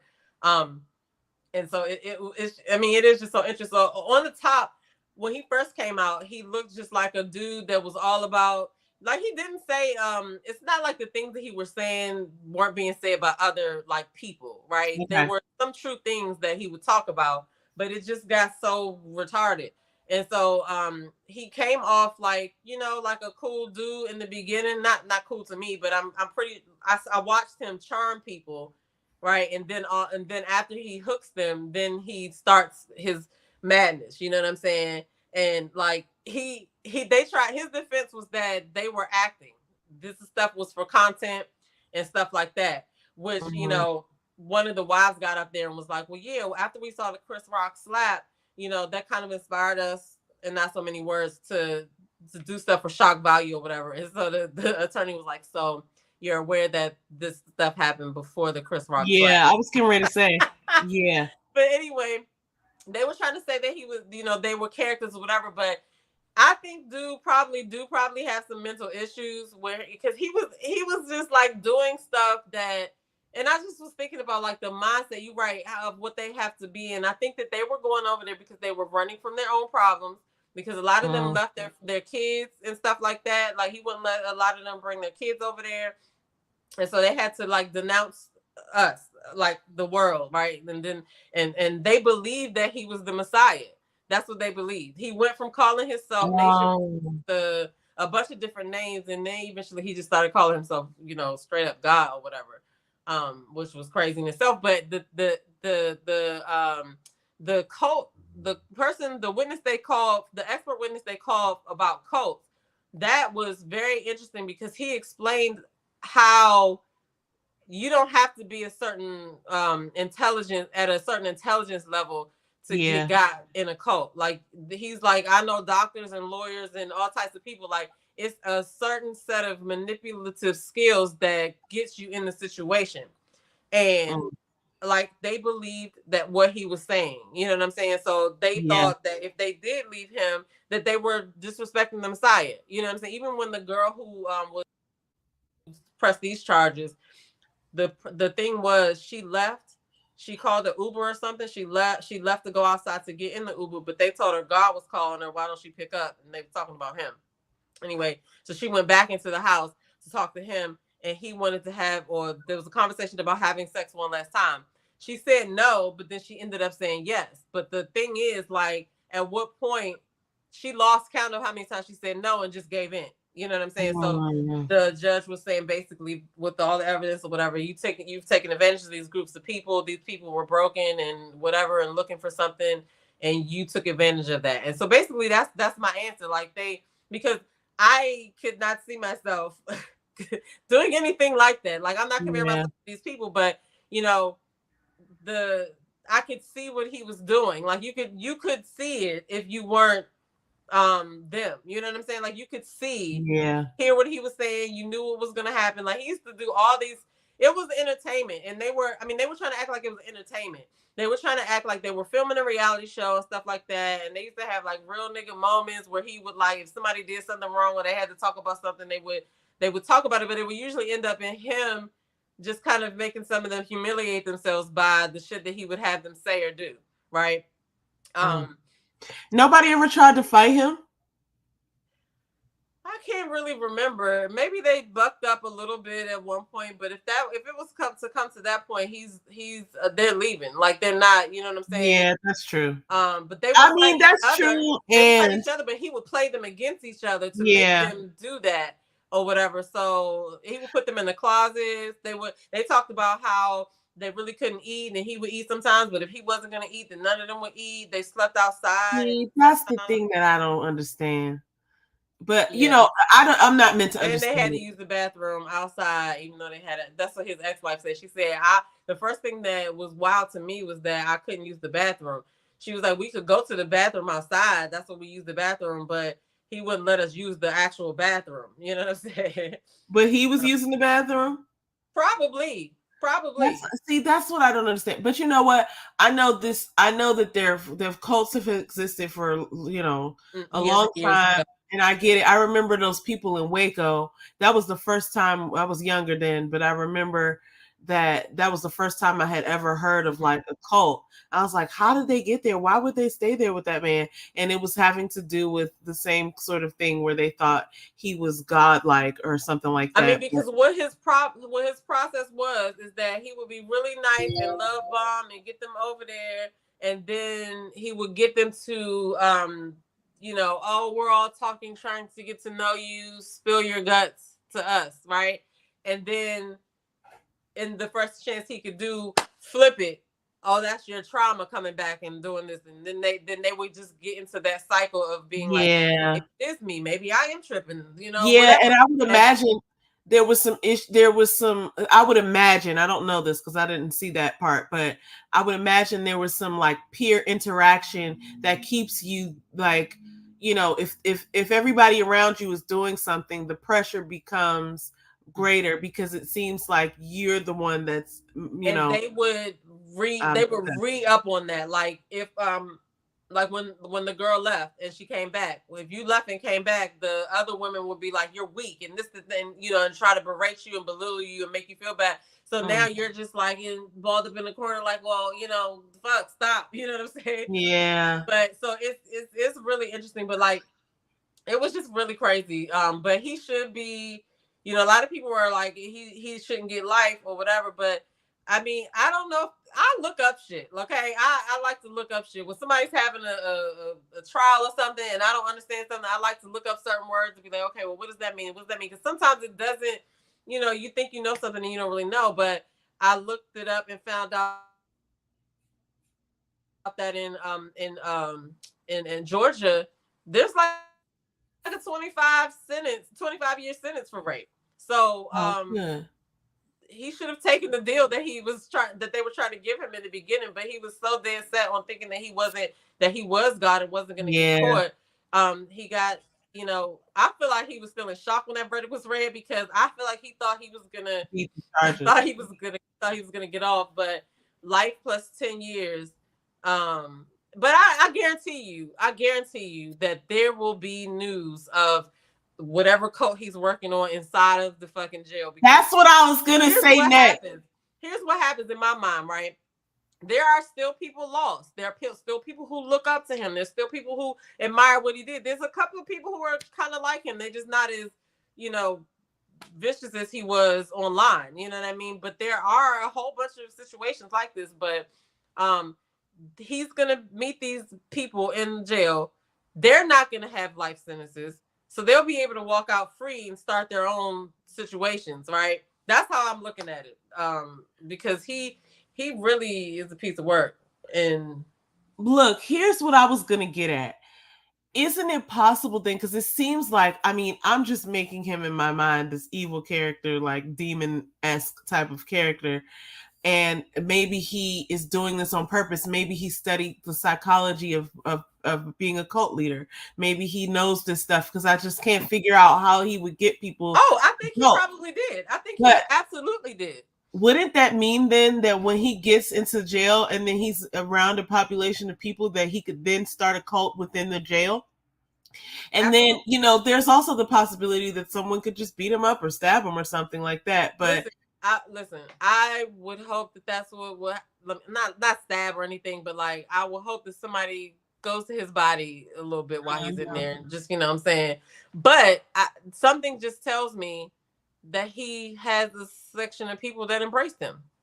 And was he like bisexual or anything, or he was only having he used to be a male stripper, and then there was situations where he was talking about, you know, it's okay for this to happen, and it had to do with the same sex, and you know, he even had like a transsexual down there, and I think that he gave the transsexual permission to give all the guys head or something like that. Well, it was just a wild situation, and nobody was in control. It's like just watching it, you would be like, I cannot believe, like, this is crazy. This is crazy. I'm looking at him like he's some sort of demon. Oh, to add to that, yes. When I used to watch some of those videos, that, you know how the video kind of like skips sometimes or whatever. There were times when I would watch his videos or play back his videos and see something that happened. And there were moments where he actually looked like a demon. Like, you know how a glitch happens or whatever? So, yeah, I'm just looking like this Batman is, but his eyebrows to me look evil anyway. But yeah, they do. But I'm just looking at the stare on his face, like the look on his face. I'm not talking about his actual face. I'm talking about like the deadness in his eyes. Yep. And I feel like, you know, that I don't know this man, but it just seems like, you know, when people are absent in the eyes like that, that they, you know, they seem possessed to me, is all I'm saying. Also, he did have like a lot of shit happen to him too. So his light probably died a long time ago. You know what I'm saying? Because both his parents died, and he went through a bunch of stuff or whatever. And I think the reason why he ended up doing that, I think he was running from something anyway. He had another child's mother that was here in the States, and she interviewed with a lot of people too. Because he had like beat her up at one point or whatever, and like this Bama just did a lot of stuff. It was just interesting that is but nobody would ever go do what they did, and so he's trying to say that the police coerced this woman into saying that he raped her, because when she left, she did an interview and she referred to it as making love, right? And but the thing is, like, it's that whole thing about domestic violence. Yeah, you can't really the bottom line is he should have been gone. You know what I mean? Yeah. Well, I'm glad that he's locked up, because I've been hearing about him for years and years, and I could just remember like being so baffled at like, how is he getting away with this? And they were not in America, and I felt like that's how he was getting away with it. But I would have thought that it would have been that much worse out of the country. You never want to get in trouble out of the country, because especially if you're not from there. Like, he would take people's social security cards and passports and stuff and have them, but you're still not from the country. So if you get in trouble, like, that's very dangerous. Like, and he showed his little bitch side before when they got arrested one time or whatever. But like, I would have been thinking that he would have been got caught because of the shit that was going on and the reasons why he, got arrested. I mean, they had babies in the woods. They had all, and it was a couple of people that left. You know what I mean? I wonder where the first wife went. Her name, I think she was calling her Nature Girl, Pocahontas or something like that. But she left and he never looked back, and nobody's heard from her. So I don't know what happened to her.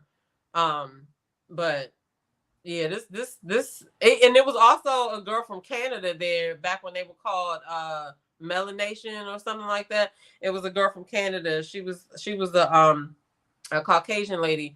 Her family was like, no, sir. I think they sent the news and everything out there. He quickly let her go. Okay. But he used to say stuff like, nobody's going to care about a black girl if anything happens. That's how he used to talk to them. Wow. He used to go on his thing. So he used to have these, like I said, he's trying to say that he was in characters, but they played this one where he was talking to some of the people in his group about like some trauma that they were having, or some situation that had happened with him and having sex with her and her husband, or her supposed to be husband that was there. And he was acting like he was a therapist and referring to himself in third person, like he wasn't talking about himself. It was just really fucking weird. I was like, dude, he should have been gone. He should have been gone. I feel like maybe he has some sort of ability to entrance people or do something. Like he must have. I'm thinking he must have studied or understood.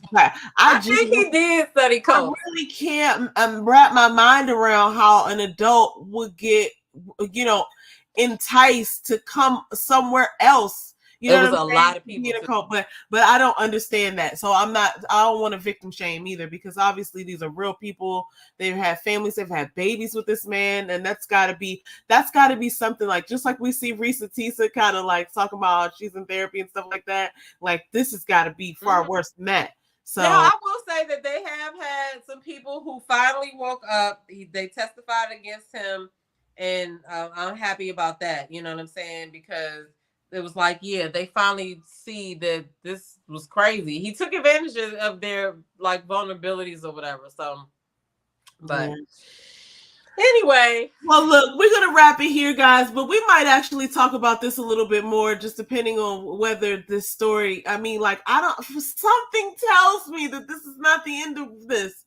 Even though he's gotten the sentence, something tells me that this story is going to reappear somehow. I don't know if it's the look of his eye or what, but what would be crazy is if like, I don't think that the judge did anything wrong, but I'm pretty sure if he's going to do appeal, they're going to be looking back at whatever, right? And it would just be so fucking wild and crazy if they were like, oh, trial or something. Yeah, right. Like, I hope that doesn't happen or whatever. But well, look, I'm gonna pray for those survivors, and that's all we can do. But listen, everybody, thank you so much for joining us. We have gone for 2 hours and 10 minutes. I'm so excited. We didn't even get to all of our topics, so we're going to pick back up here, which is good because we already have a handful of topics to get us started next week. Thanks for chilling with us all night. Thank you so much. Oh, and I didn't read these other comments. Okay, wait. So on the spot live, this is when we were talking about Money Long. She was saying, when Black women get nose jobs, it hurts me so badly. I'm not really certain that Money Long got a nose job, but she looks different than she did. It could just be because she got older and maybe she got slimmer, or it might be contour, but it looks like she might have got a nose job. But I know I love a good fat nose, just like Beyonce said.